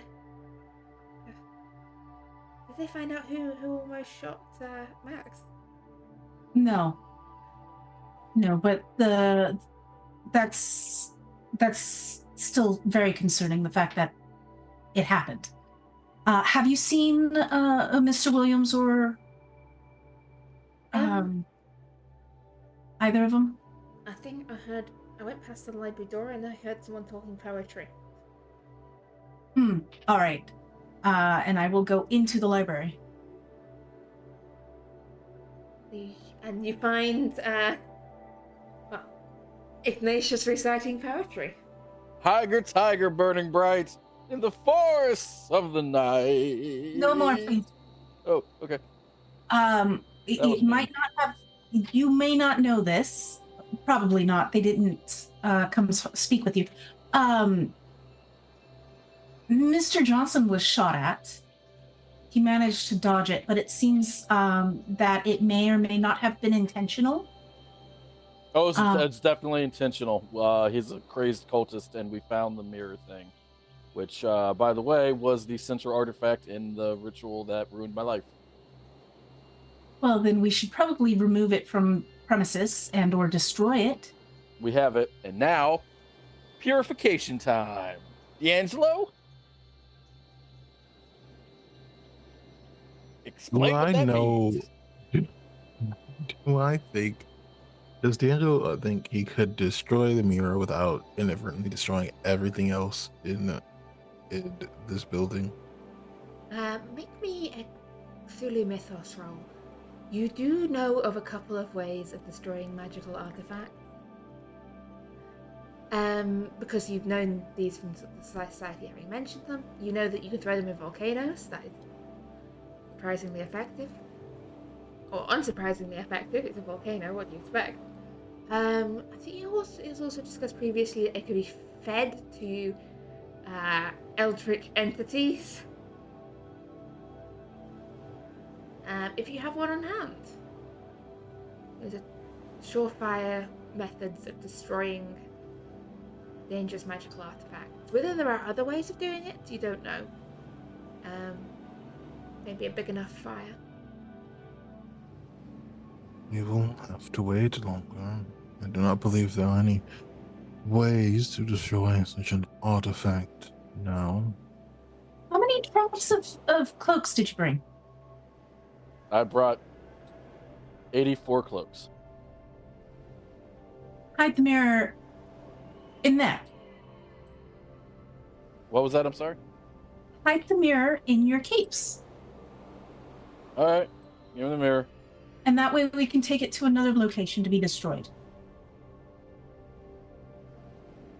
Oh, yeah. Right. What about D'Angelo. the book They of should the be ritual? the others should be returning very shortly, so do it quickly.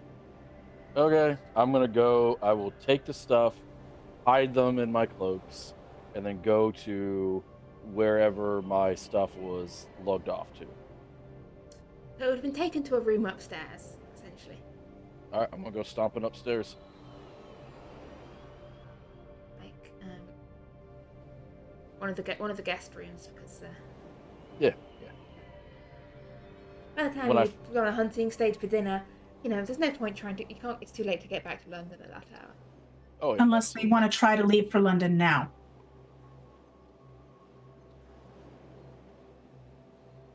Obviously, anybody who was on the hunt could stay behind, but if you two wish to leave, you should now before they come back to the house. No, not doing it. Absolutely not. Sounds like your lives are in danger. It would be better for us to continue with our numerical advantage for now. Lock the trunk properly. Of course. And then I will leave the library and go sit with Janet and Hugh and drink some hot chocolate. Okay, you hear the sounds of clattering from the main hall as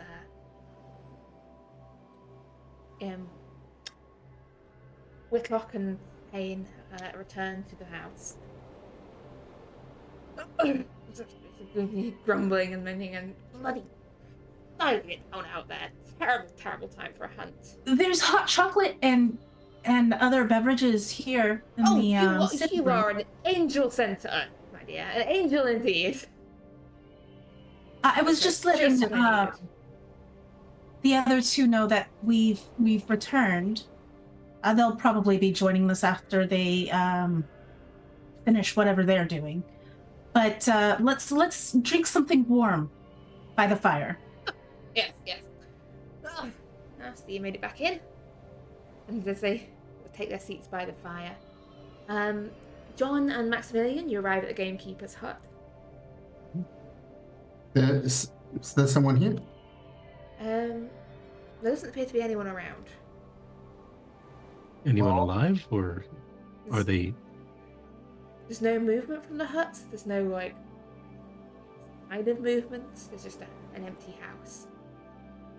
Well, I'll go and knock on the door. No answer comes. Is it locked? No, not locked. I'll open it up. Little house, bed in one corner, little stove, like hooks on the wall for hanging up hunting equipment and guns and such like. Currently empty. No sign that anyone's home at the moment. Any signs that someone had been there recently? Is the fire still burning or still The warm? fire's still warm in the hearth. Someone was here earlier that day. I think I'll take a look around, give the whole thing a once over, and then just leave a note where I've left the deer. And if I'm not finding anything interesting in the hut, then we can probably just go back to the house. The light's getting low by now as you leave. As you leave the gamekeeper's hut, I'm going to say give me your choice of listen or spot hidden.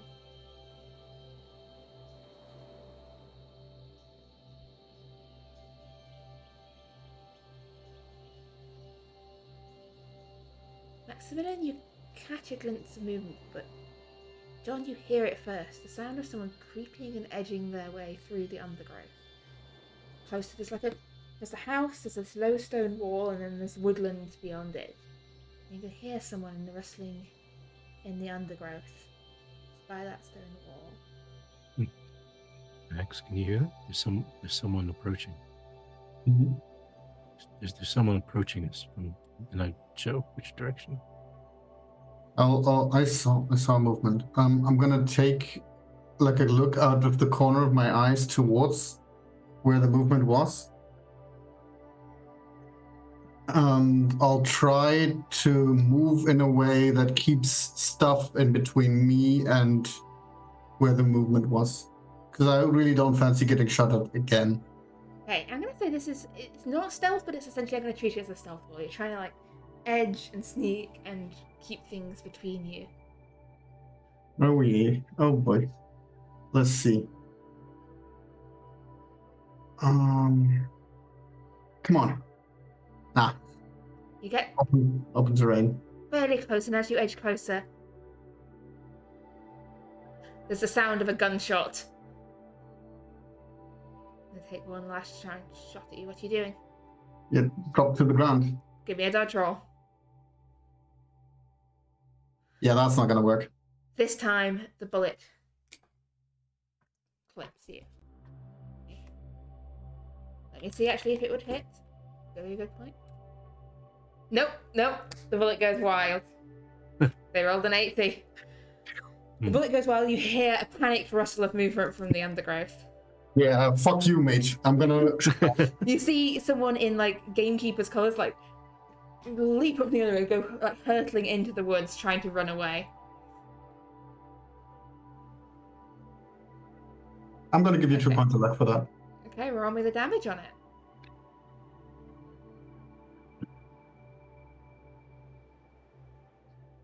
Seven. You don't need to give me 2 points of luck. It was a success. Oh, I was. Yeah, never mind. You hear a cry of pain and the thud of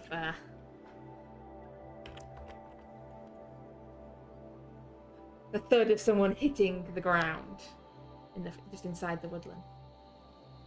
Okay, I'm gonna grab the gun, run up to him. So you crashing through the undergrowth before you see sprawled on the ground, bleeding heavily out into the undergrowth, is essentially a youngish man in gamekeeper's uniform, sort of slightly tattered, slightly worn around the edges. He seems to have got some kind of injury, sort of burn on one hand.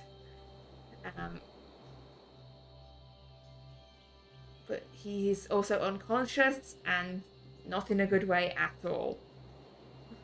He's just been shot in the back. All right. I'm gonna try to patch him up.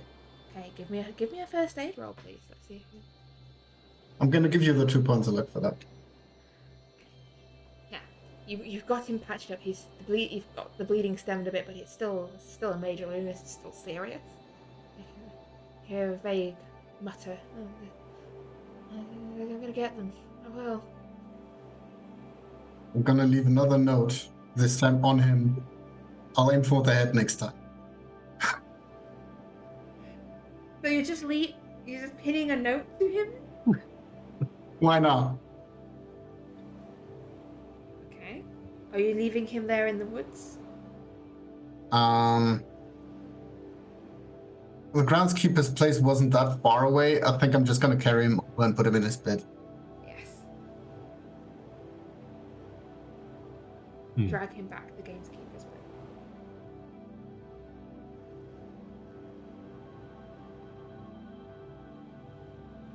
And while we're in the process of dragging him back, can we get anything out of him? Just talking to him, like, What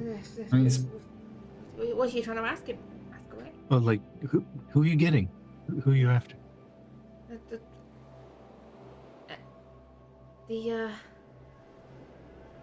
The hunter guy, not the usual guests, the other guests. Them.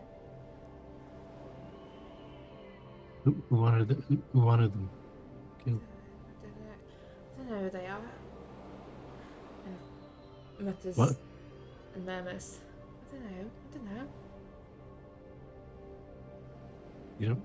You don't know who told you to kill them? My lord.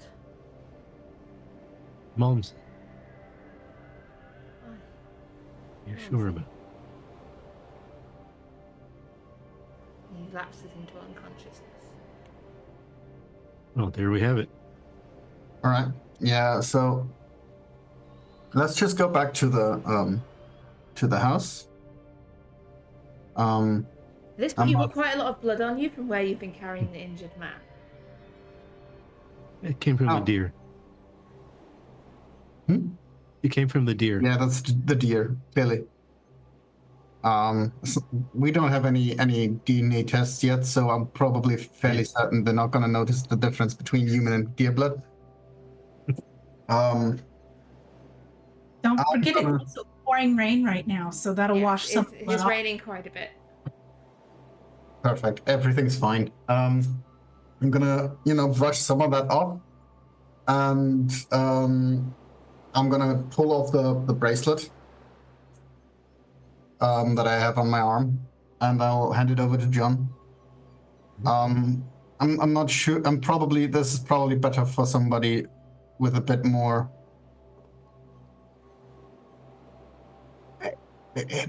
brain ability, maybe. And I'll just hand it over. If you focus on it, you can summon snakes. How does it work? How anything specific you need to do to? Nah, I just concentrated on the bracelet, on where touched my body, and then the snakes appeared. I mean, if there's something that happened while I was doing that, I don't know. But it's probably better if somebody like you does that than me. Well, let's not try just at the moment. Yeah, if we get a chance to, maybe put some in Momsy's bed or something. Yes. I'll keep the others busy by talking about the hunt Okay. today, and just pretend that I didn't notice anyone trying to shoot me, or it being an accident, obviously. Well, we heard the shots, but we thought they were firing it. Yeah, I mean, we firing cousins, right? Right. Yeah. Okay. Okay.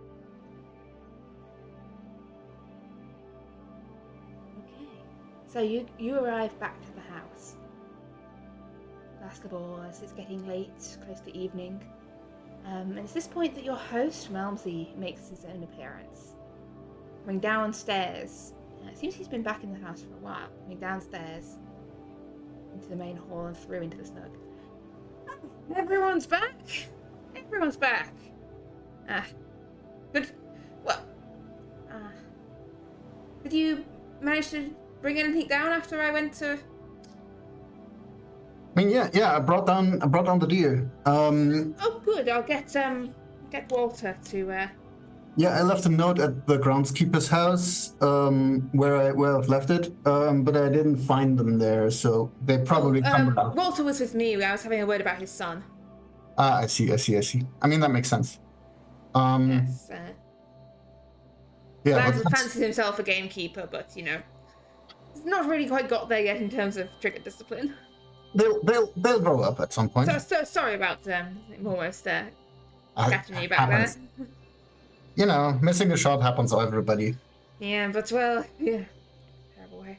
A cousin shot in the leg during a hunt, never walked again. Yeah, dangerous hobby though, hunting. Well, it's That's just about so time. rewarding. Yeah. Well, we've got just about time to change for dinner. Sounds perfect. I'm really, really wet and I still have some deer blood on myself. Yeah, it's time to change for dinner. And then after dinner, I believe we've got some entertainment for our friend Ignatius here. He's promised us Yes, it will be a show worth dying for. Need to die for. No. Well, Sure it will be. Miss Carter Q, let's go change. Yes, let's go change. What's going on? Can I check? I would like to know if the Lord is lying during that whole exchange. Give me a psychology roll, see if you can get any vibes off Malmsey.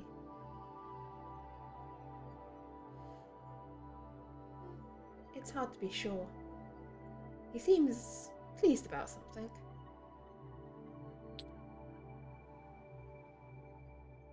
What?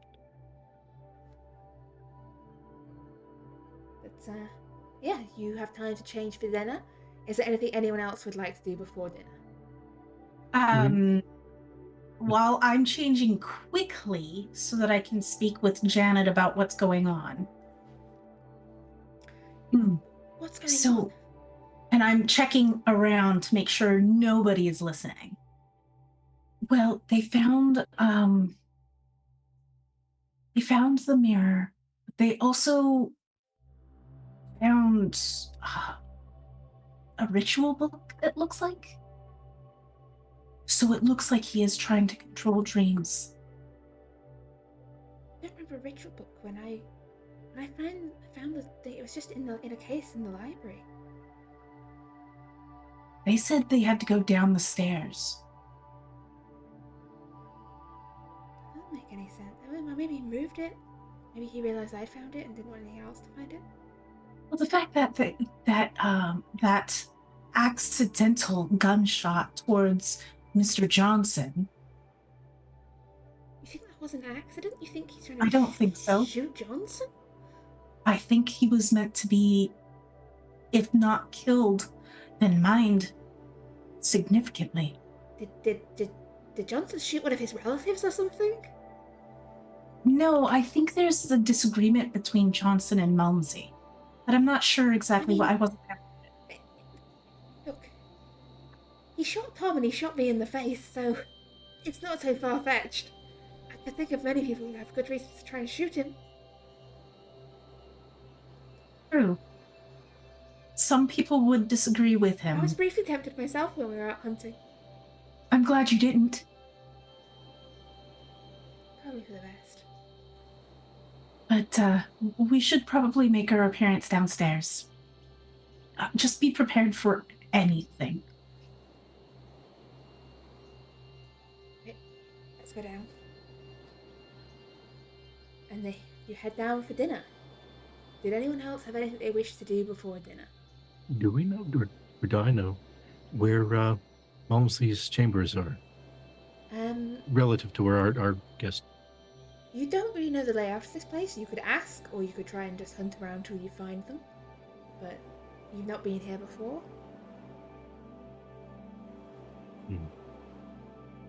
I don't think right now is the right time to try to lay snake trap for him, so maybe later. Yeah. Let's take some time.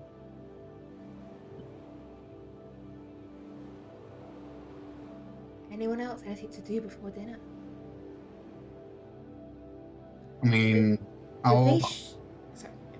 the moment I'm done, changing and something like a little lighter, I'll try to find the others, Malmsey, and friends to strike up a conversation, keep it busy. You find Whitlock and Payne downstairs. Malmsey's not there. All right. Yeah. So how's your hunting been going? Did you get anything? Oh, no, wasted a whole lot of time trying to find you. And then it starts raining. Well, these things happen. It's a bit late it's the wrong weather for hunting. And Payne then starts recounting a series of anecdotes about shooting parties he's been on in the past. They are long, they are convoluted, and they are tedious. Like the kind of anecdote that there's no punchline, there's no conclusion. It just goes. Perfect. I will try to keep how's the guy called? Whitlock. I'll try to keep Whitlock included in the conversation by talking to him as well occasionally whenever there's like a chance to break Payne's flow of words, basically. Just to keep them to me so that they're not walking around the house. Okay. So, Ignatius, you're hiding essentially the mirror. The artifacts, yeah, the knife, the book, the mirror. So since you picked up this mirror, you've been carrying it around, this stone disc with the silver inside it. As you go to put it down, you can feel it almost pull against you. It doesn't want to be put down. It doesn't want you to just leave it. It could offer you so much more. You feel it was a familiar sensation reaching out from it. A familiar presence. Does it feel like Midnight's presence? Feels like Midnight's presence reaching out from the mirror. I don't look into it, but I say, no. Oh, no, we have our wager. I'll be 2 for 2 soon. And I'm just going to look the other way as I push it down. I simply say, D'Angelo's way is best. Okay.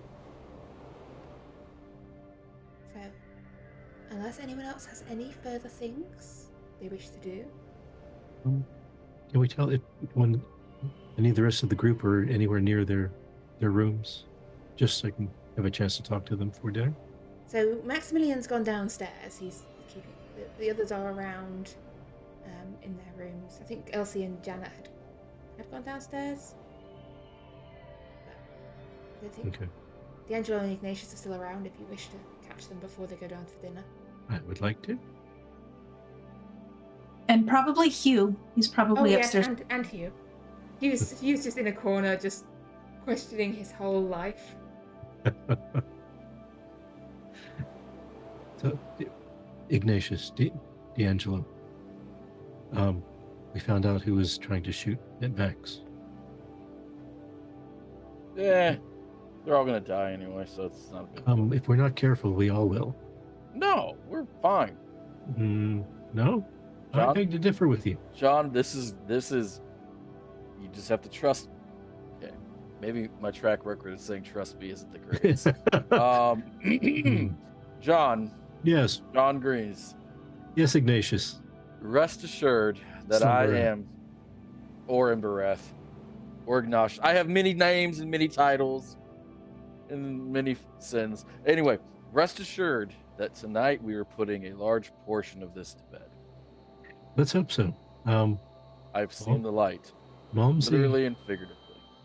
Malmsley has set out to kill us. Yeah, I know. Okay, just so long as you know. Yeah, he had the mirror. He has the ritual knife. He has a crazy spell book. I have all three in my thing. And he had set the gamekeeper's son to shoot Max while we were out on the hunt. I fucking kill him too. John, sometimes things are complicated. Sometimes you have to work really hard to figure out what they are. Sometimes cathartic, ethical murder is the proper answer. Now, I'm going to find great catharsis as we ethically murder these pieces of shit. I see where you're coming from, but you seem oddly confident calm and confident. Do I feel like there's anything wrong with him? I'm always confident. I will leave that entirely to your judgment. He is calmly and confidently planning a murder. It's up to you whether you think that's normal behavior or not. Go either All way. right. I'm a little suspicious of it, but okay. John, Yes. I went insane for a brief moment, and D'Angelo pulled me out of it, which is a shocker because he's usually one who's going absolutely insane. We have to try to save him. But in this instance, he rescued my psyche, my mind. Hmm. And it is at this point, soon this will be over. We're going to take care of this issue tonight. We're going to do the second challenge. We're going to do the third challenge. I'm going to retire. You're going to be alive. D'Angelo will be alive. I don't know about Max. I don't know if he's long for this world, but I believe in him. Elsie will continue to do all of the horrible things that she does to people in safety, and then everything will be great. All right. Hopefully so she doesn't beat me anymore. But I'm just saying, I see the tunnel, and All I see right. the light at the end of the tunnel. Then can you fill me in on your version of what the plan is supposed to be? Oh, I'm going to put on an amazing show because I think people should have one nice moment before they die. And then I'm probably just gonna kill them and then burn things. It's not complicated. There seems to be a missing step, but how is it that you plan to murder them all? Oh, I'd let you all do it. Oh, I'm the talker, the mover, and the shaker, the idea man. I'm the okay. Now that's the Ignatius I know. right. Okay. See, I'm just Max has guns, Elsie has her fists and also guns. D'Angelo has a sword and his spells. You have fire. It'll work out. It's always worked out. What could possibly go wrong? These people are incompetent and arrogant. Those words put together are not the ones I would like to hear just before engaging in a plan like this. You know what, John? Why don't you come up with a better plan? I cannot, and I'm not going to try. Well, then be gracious for Ignatius. And I take the cape and I just walk off. I must practice. We are going to die.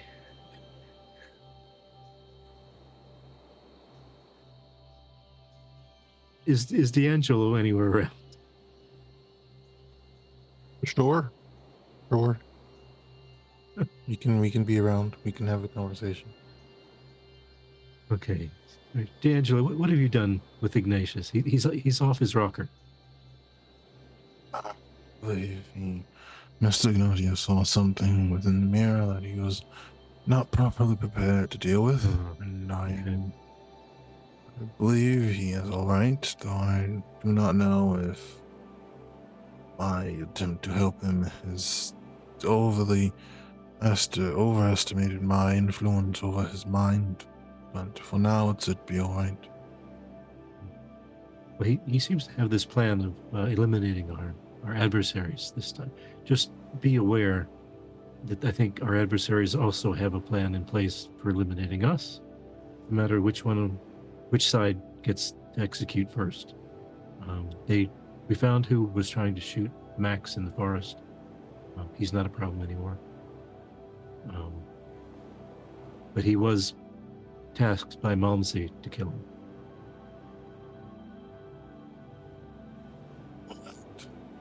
It's unfortunate, but all the others back? Are they all safe?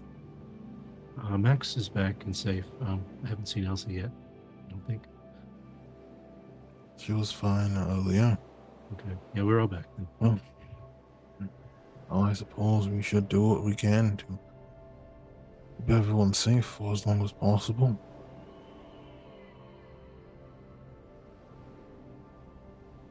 All right then. Dinner time. So it's down to dinner in the dining room, the big long table, out the silverware polished to perfection. You see Rafe the butler there, pouring out the wine. The maid's bringing out the food, and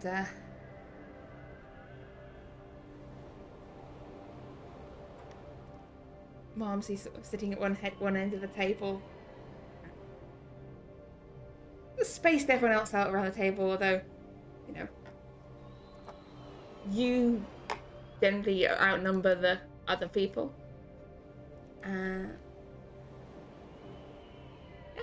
Malmsey is making essentially small talk over dinner about, you know, recent events. Oh, that terrible event of the year, the robbery. That's. And did you hear about Lord Grayson's daughter getting engaged to that awful Irishman? Blah blah blah. And he just it's inconsequential chit chat he's keeping going, unless anyone wants to change the subject. I would like to keep an eye on both him and the other people, specifically for any signs of anything unreasonable. Are they like avoiding eating, avoiding drinking, anything? Are they looking at something over and over again? That kind of. Give me a psychology.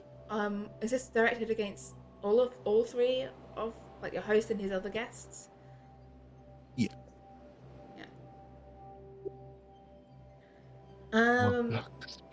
Whitlock and Payne seem a little nervous. Payne mostly, like he keeps darting glances at Maximilian and John, especially. I don't know, Maximilian, and he's sort of pushing his food around the plate more. Seems a little out of sorts. Whitlock, the older man, is digging in full gusto. Looks like he's having a good time.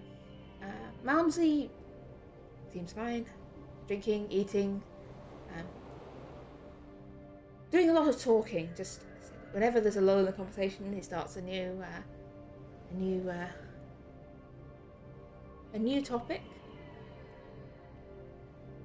I'll gladly participate in the small talk. Putting in anything artistic wise, if it's brought up at all. Yes. I think you've been getting a bit more into the artists. We need some more portraits in this place. Maybe sponsor someone up and coming. Get this place looking good. You have any artists that you would recommend? Well, I'm currently taking lessons from Mr. Shipley, Miles Shipley. He's teaching me oil paints, but I mean, it depends on your taste. Love a good oil painting. Oil painting indeed. Oh, good dessert. You really must try the posset. It's delicious. When they put the food on the table, is that everybody's taking from the same stuff, right? You're each served your plate, yeah. You're each served your plate by the servants. Oh, I see. So we're not seeing how that's put together? No. Okay. I'll be careful when eating and trying to taste for anything that might be in there. Okay. Give me a guess. A medicine or natural world roll?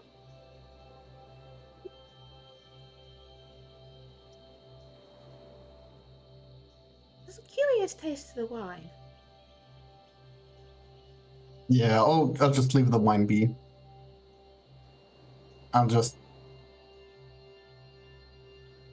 put it to the side and then and but I'll keep eating the food then. And I'll try to subtly shake the head when drinking the wine. Okay, so who are you trying to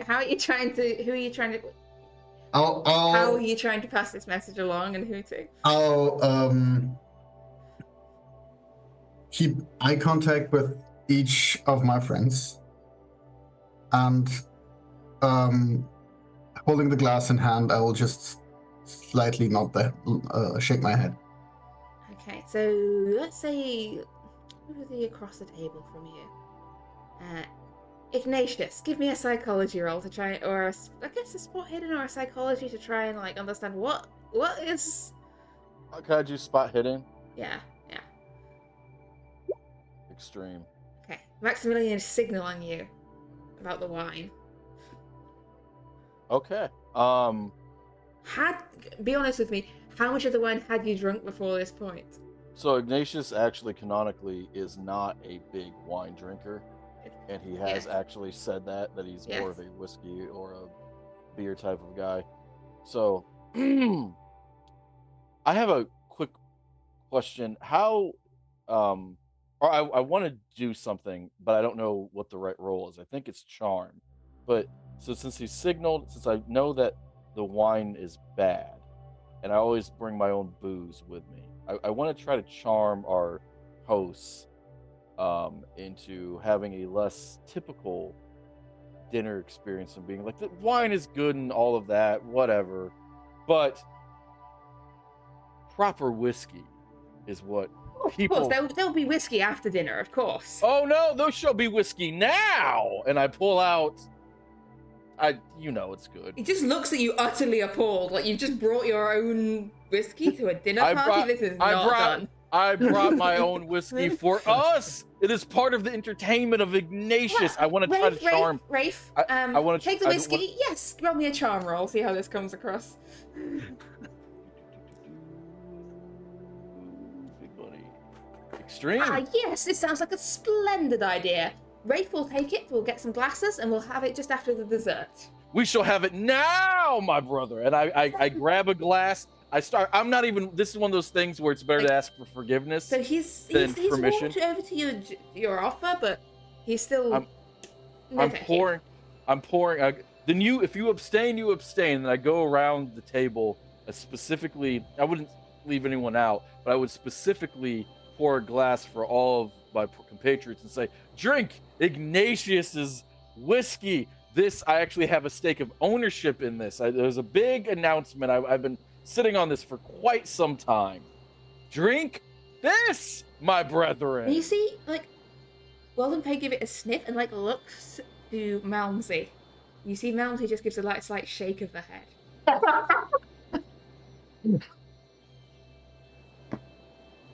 And he's pouring it in front of all of us, right? Yeah. So you see that the glasses that were provided were what was, I guess, the water was in? There are no whiskey glasses on the table because... Yeah, Ignatius does it. And I would take each, not this wine, and I'll take each glass of wine with me as I go. It is the whiskey. Let it whisk you away to the joys of the night. Well, this is certainly a departure from our usual parties. Where on earth did you find this fellow? He found me in the depths of despair, and we rose to prominence together, for I am Ignatius, and it's time for a show. I look over at John, and I say, for a show!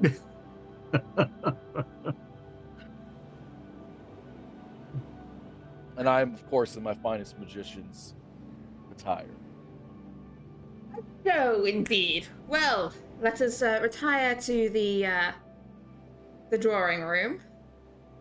I think there's no reason to split our company.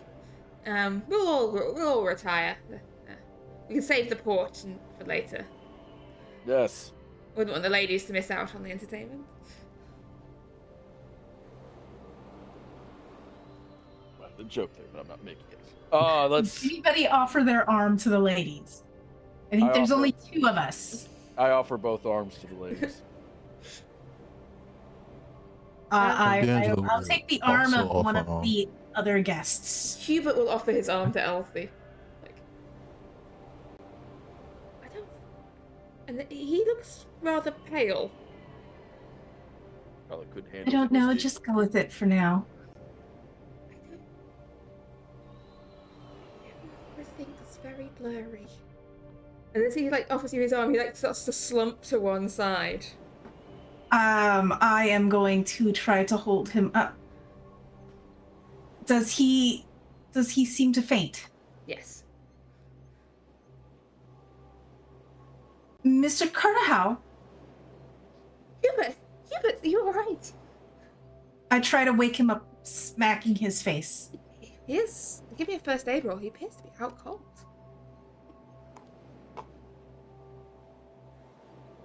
That's a success? His eyelids flutter slightly, but he's out. Oh dear, poor lad. I don't think he could handle the drink. Perhaps it was the whiskey. A little too much. Whiskey. It was Rafe- not the whiskey. It was Yeah. his. Some are not Maybe- made to handle the entertainment of Ignatius. It taxes the Constitution. Yes. Rafe, will you take him upstairs, pop him in the guest room, make sure he's comfortable. We'll go with Janet and I. We'll make Yes, sure he's yes. comfortable.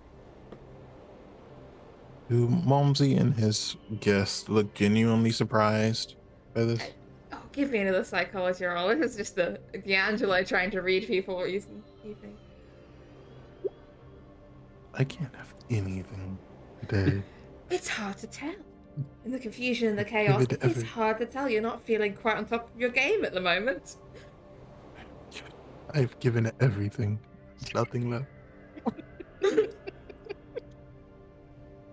But yes, Elsie, Janet, are helping Hugh upstairs along with the butler.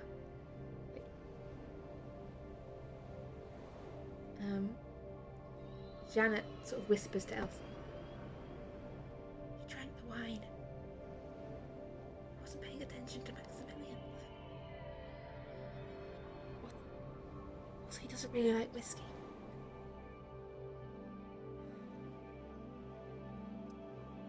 I think it was the wine. Likely. What do we do? I didn't touch much. I don't know if it was the cup or the wine itself. I'm just gonna ask, be honest with me, those outside of Ignatius and Maximilian, John and D'Angelo, would either of you have drunken much of the wine before you got the signal from Maximilian? Are you the characters much of a wine drinker that have been there sipping during the first courses? Or not? I probably would have taken a sip just to be gracious to the host, but not really. But D'Angelo was told that they might actually be trying to kill him. Not really. He also is very lightweight anyway, so. I am going to ask for a constitution roll from both John and Maximilian, who both have had a little of the wine. I drink the water, mostly. Oh. John, you are feeling rather woozy. Like, you're not alcoholic like Hubert, but you're... Like, as you retire to the drawing room with D'Angelo, Ignatius, and the other gentlemen, like, the walls are sort of waving a bit. Like, corners, the colours are looking strange. The world's twisting around you. Is any of our group close by? I'll just mention to them. I had a sip of the wine, but I don't. Not feeling good. John. Yeah. Yes. I Ignatius. have. You're gonna need to vomit. And while I say you're gonna need to vomit, then I punch him right in the stomach and try to make him puke it up. That'll work.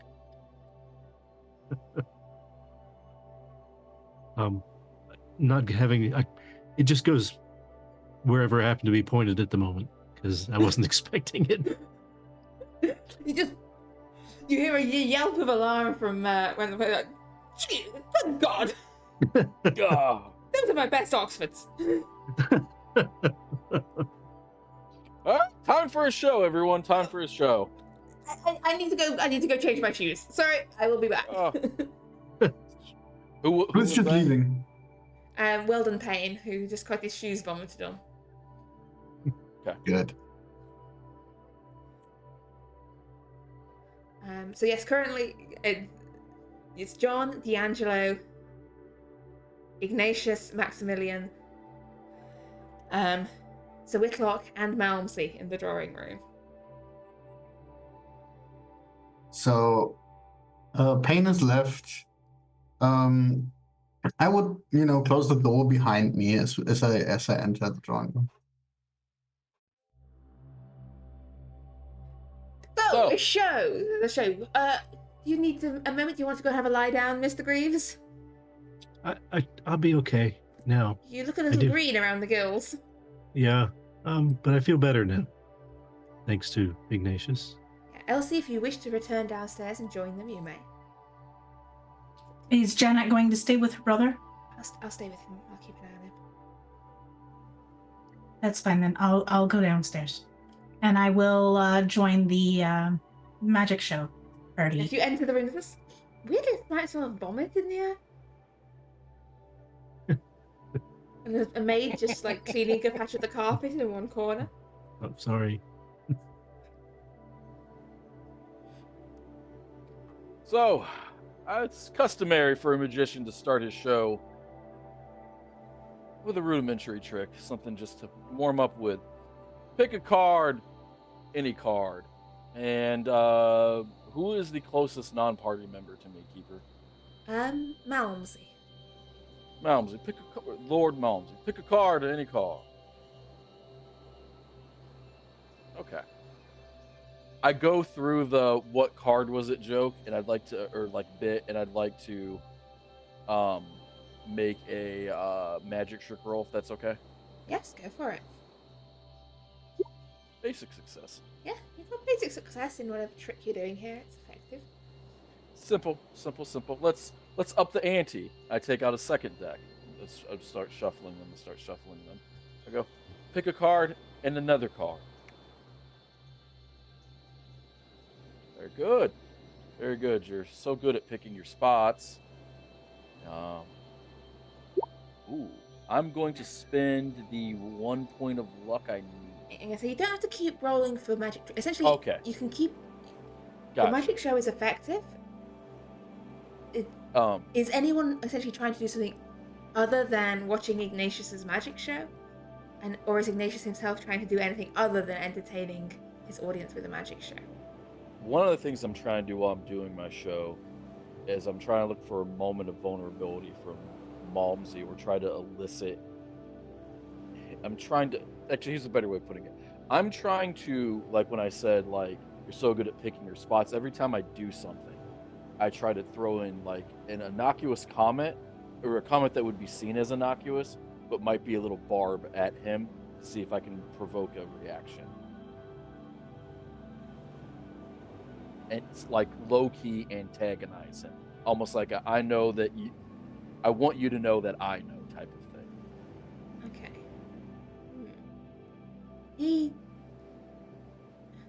I think it's a role from his point of view. If he's picking up on this.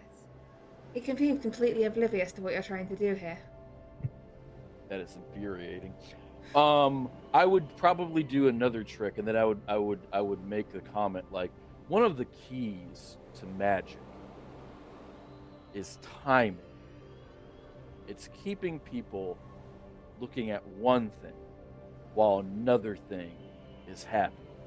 And Exactly. You never know.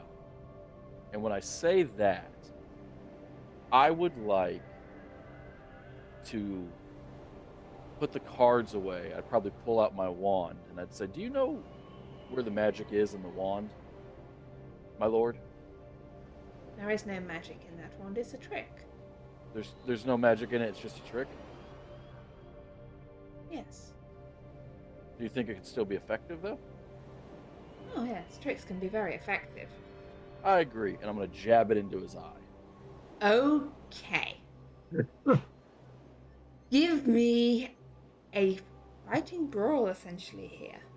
Can I have, if he was surprised, could I have a bonus dice? I will give you a bonus die because he and I were not expecting you to do that particular thing. And if Okay. I'm surprised, he can be surprised. You didn't. When you say you have little weapons, you've just been at dinner, and I'm going to assume, since you had time to prepare for dinner, and I asked if anyone was doing anything, that no one has brought their rifles and swords and weapons to a dinner. I think D'Angelo You probably are brought not a sword armed at today. this moment.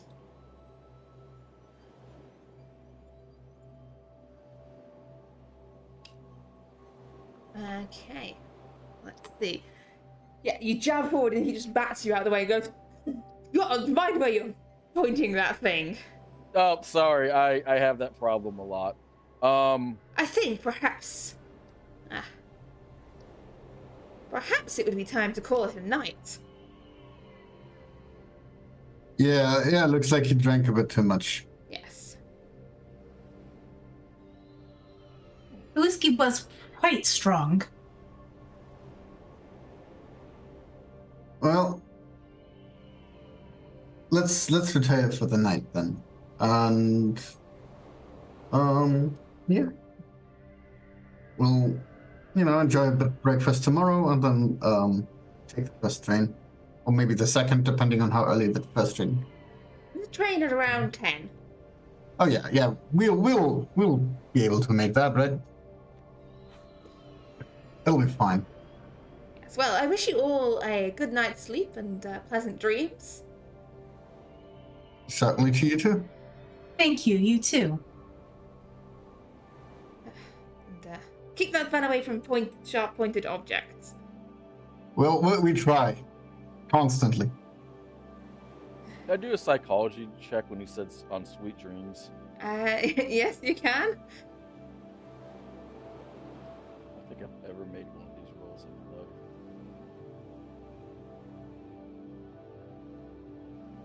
Oh, Really lingered on those words ever so slightly too long. okay.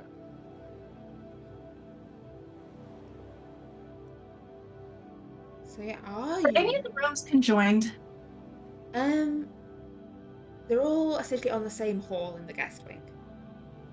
Right, but do any of the rooms have a door connecting them? I will say I'm going to have to start mapping this bedrooms then.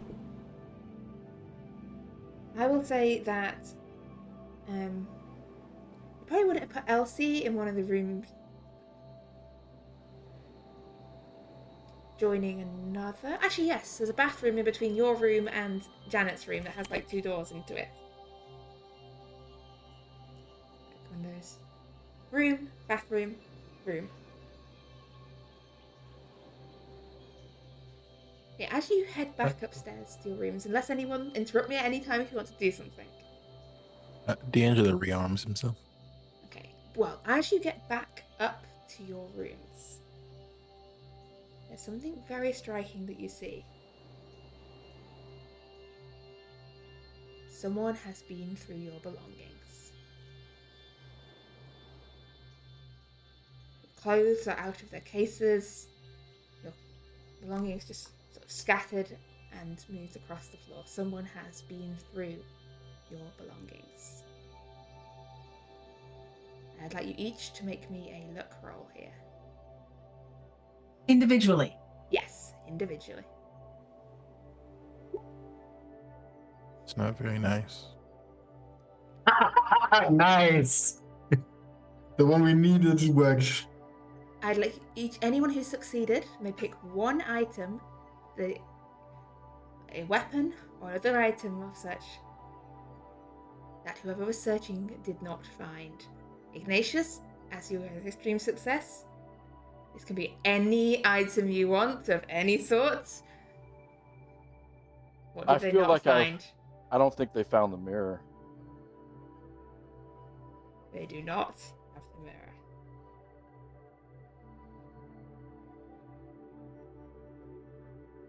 John, what do you still have that they otherwise might have taken? Well, I mean, the obvious thing would have been the gun, but that's so large and obvious. I don't think that's the appropriate as a hidden thing.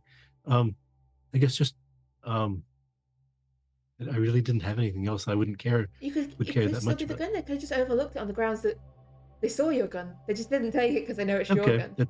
that works then. And- Yep. So, John still has a gun. The rest of you, your guns, swords, and other weaponry are gone. Since my sword is like mystically bound to me, can I have like a feeling of where it is? Yeah. Yeah. Give me essentially a power roll here. Like you look, it's gone. You're. Are you shitting me? And if anything in You this, can't feel it. It's the absence is strange. Like it's gone, and you don't know where it is, and you feel it's a piece of your soul is missing. They have taken it. They've stolen it. Thieves. whose room would be closest to mine? Up to you. Pick one. I have not mapped this corridor. You know, I'm going to go to Mr. Ignatius's room. Oh, come in. As yes, it appears that I have been very wrong. You know, someone has stolen my sword, and that is a very large problem. So we may need to set that place on fire after all. After we find the sword, of course. I have a plan, an actual plan. I won't lie. I feel like you all let me down. Let you know what I was going to do.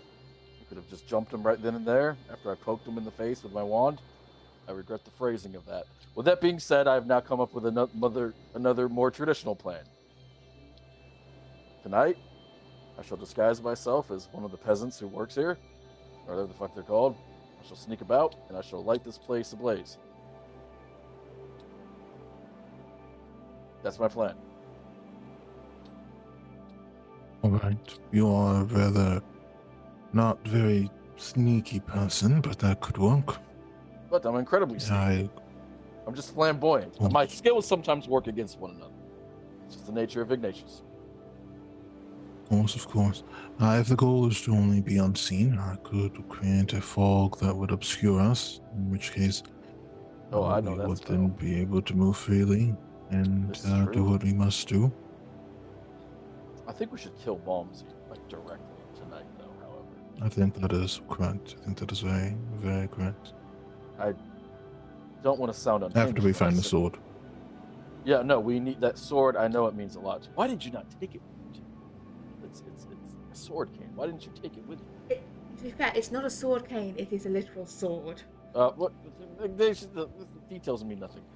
You should have just put it to your side and looked fancy. The rules of Okay. decorum mean nothing if you have the swagger and charisma to break them. Like with the whiskey, for instance. You While just they're can't- doing that, I want to complain quite loudly that my room has been ransacked.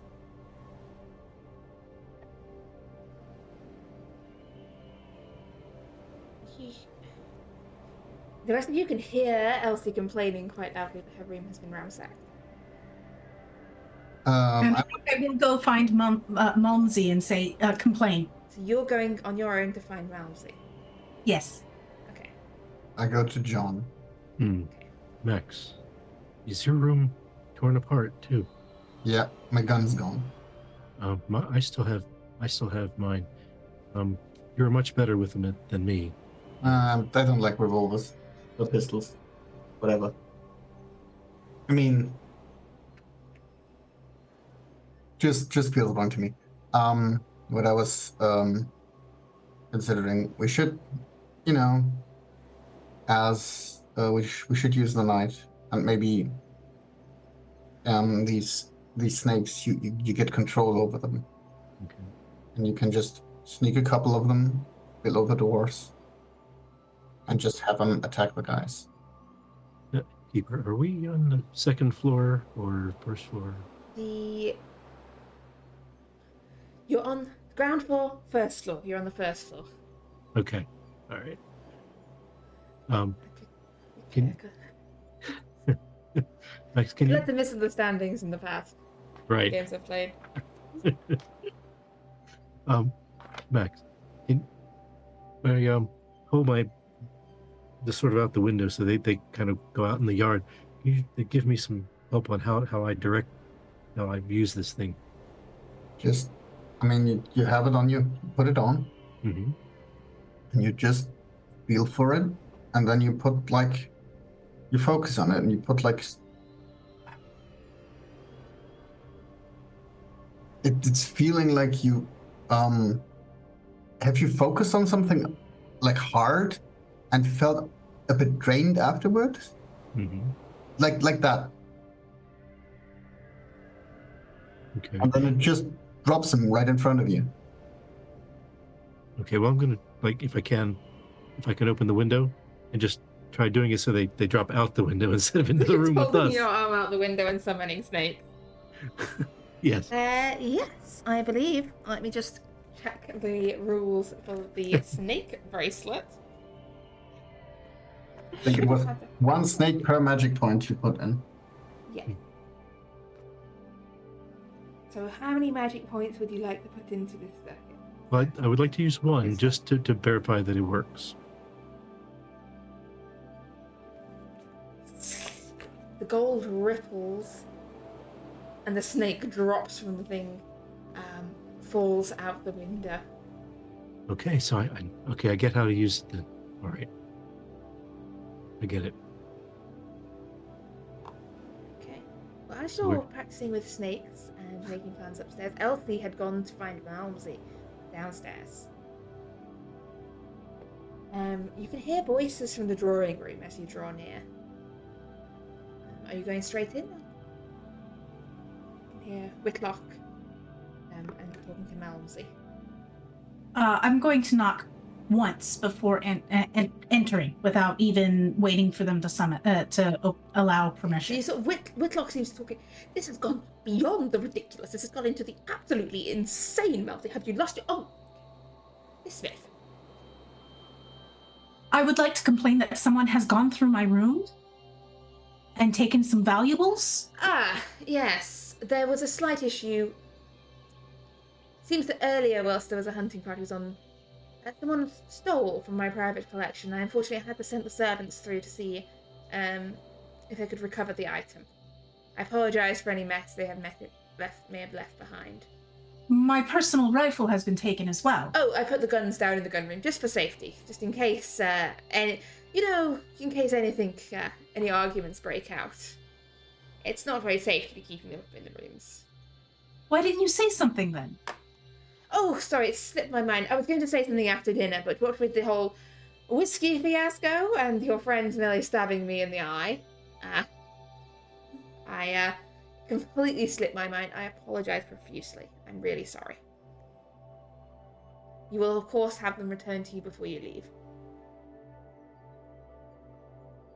All right, I'll let them know if all of our rooms had been searched. Thank you.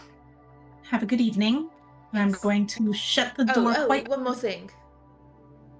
Your companions, the cartels, were... Hubert was feeling a little unwell. He and Janet have headed down to the village. They did not wish to stay the night. That's... They didn't want to tell me or us directly? There's one last train in the evening. They had to hurry to catch it. There was not time. We were still in the library being entertained. All right. Thank you. I will shut the door behind me and go back upstairs. I will keep an ear out to see if they're following. Give me a listen roll.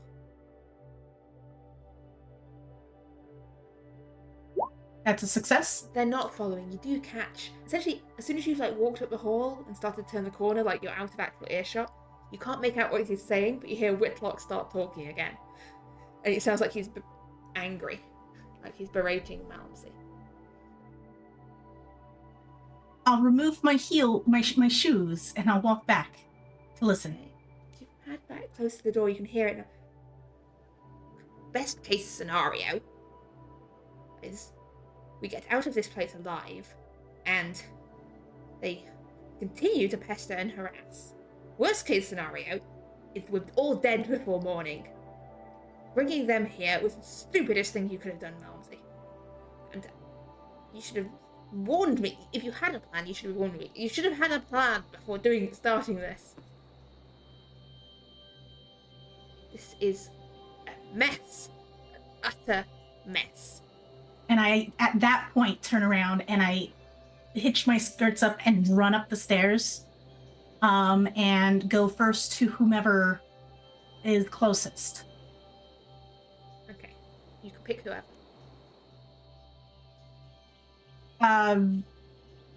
Maximilian.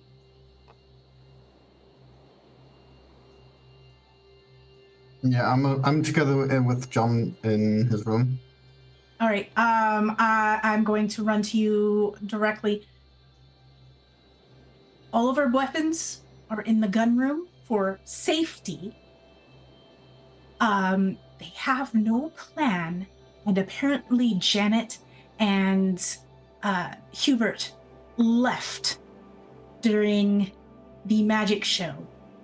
Sure, totally. Without saying anything and to run, don't. Precisely my thought.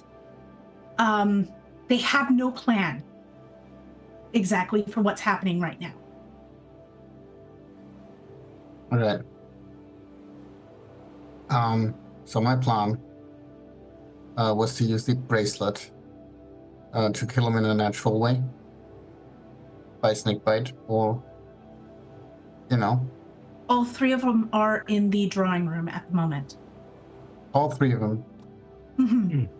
Locke and Malmsey was in there. Weldon Payne was not there. Yeah. Payne was not there. I'm Payne sorry, was I not thought you there. said all of them were. No, sorry.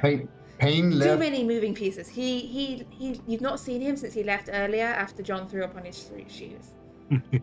Yeah, Payne left after that problem with his shoes. There might be a little bit of a problem with Payne. Payne might be the one that took care of the two. So Well, I am, You sure they're still in the drawing room? at least two of them are in the drawing room. I didn't see Payne. And then the doors are closed. Did you notice there's a gap underneath the door?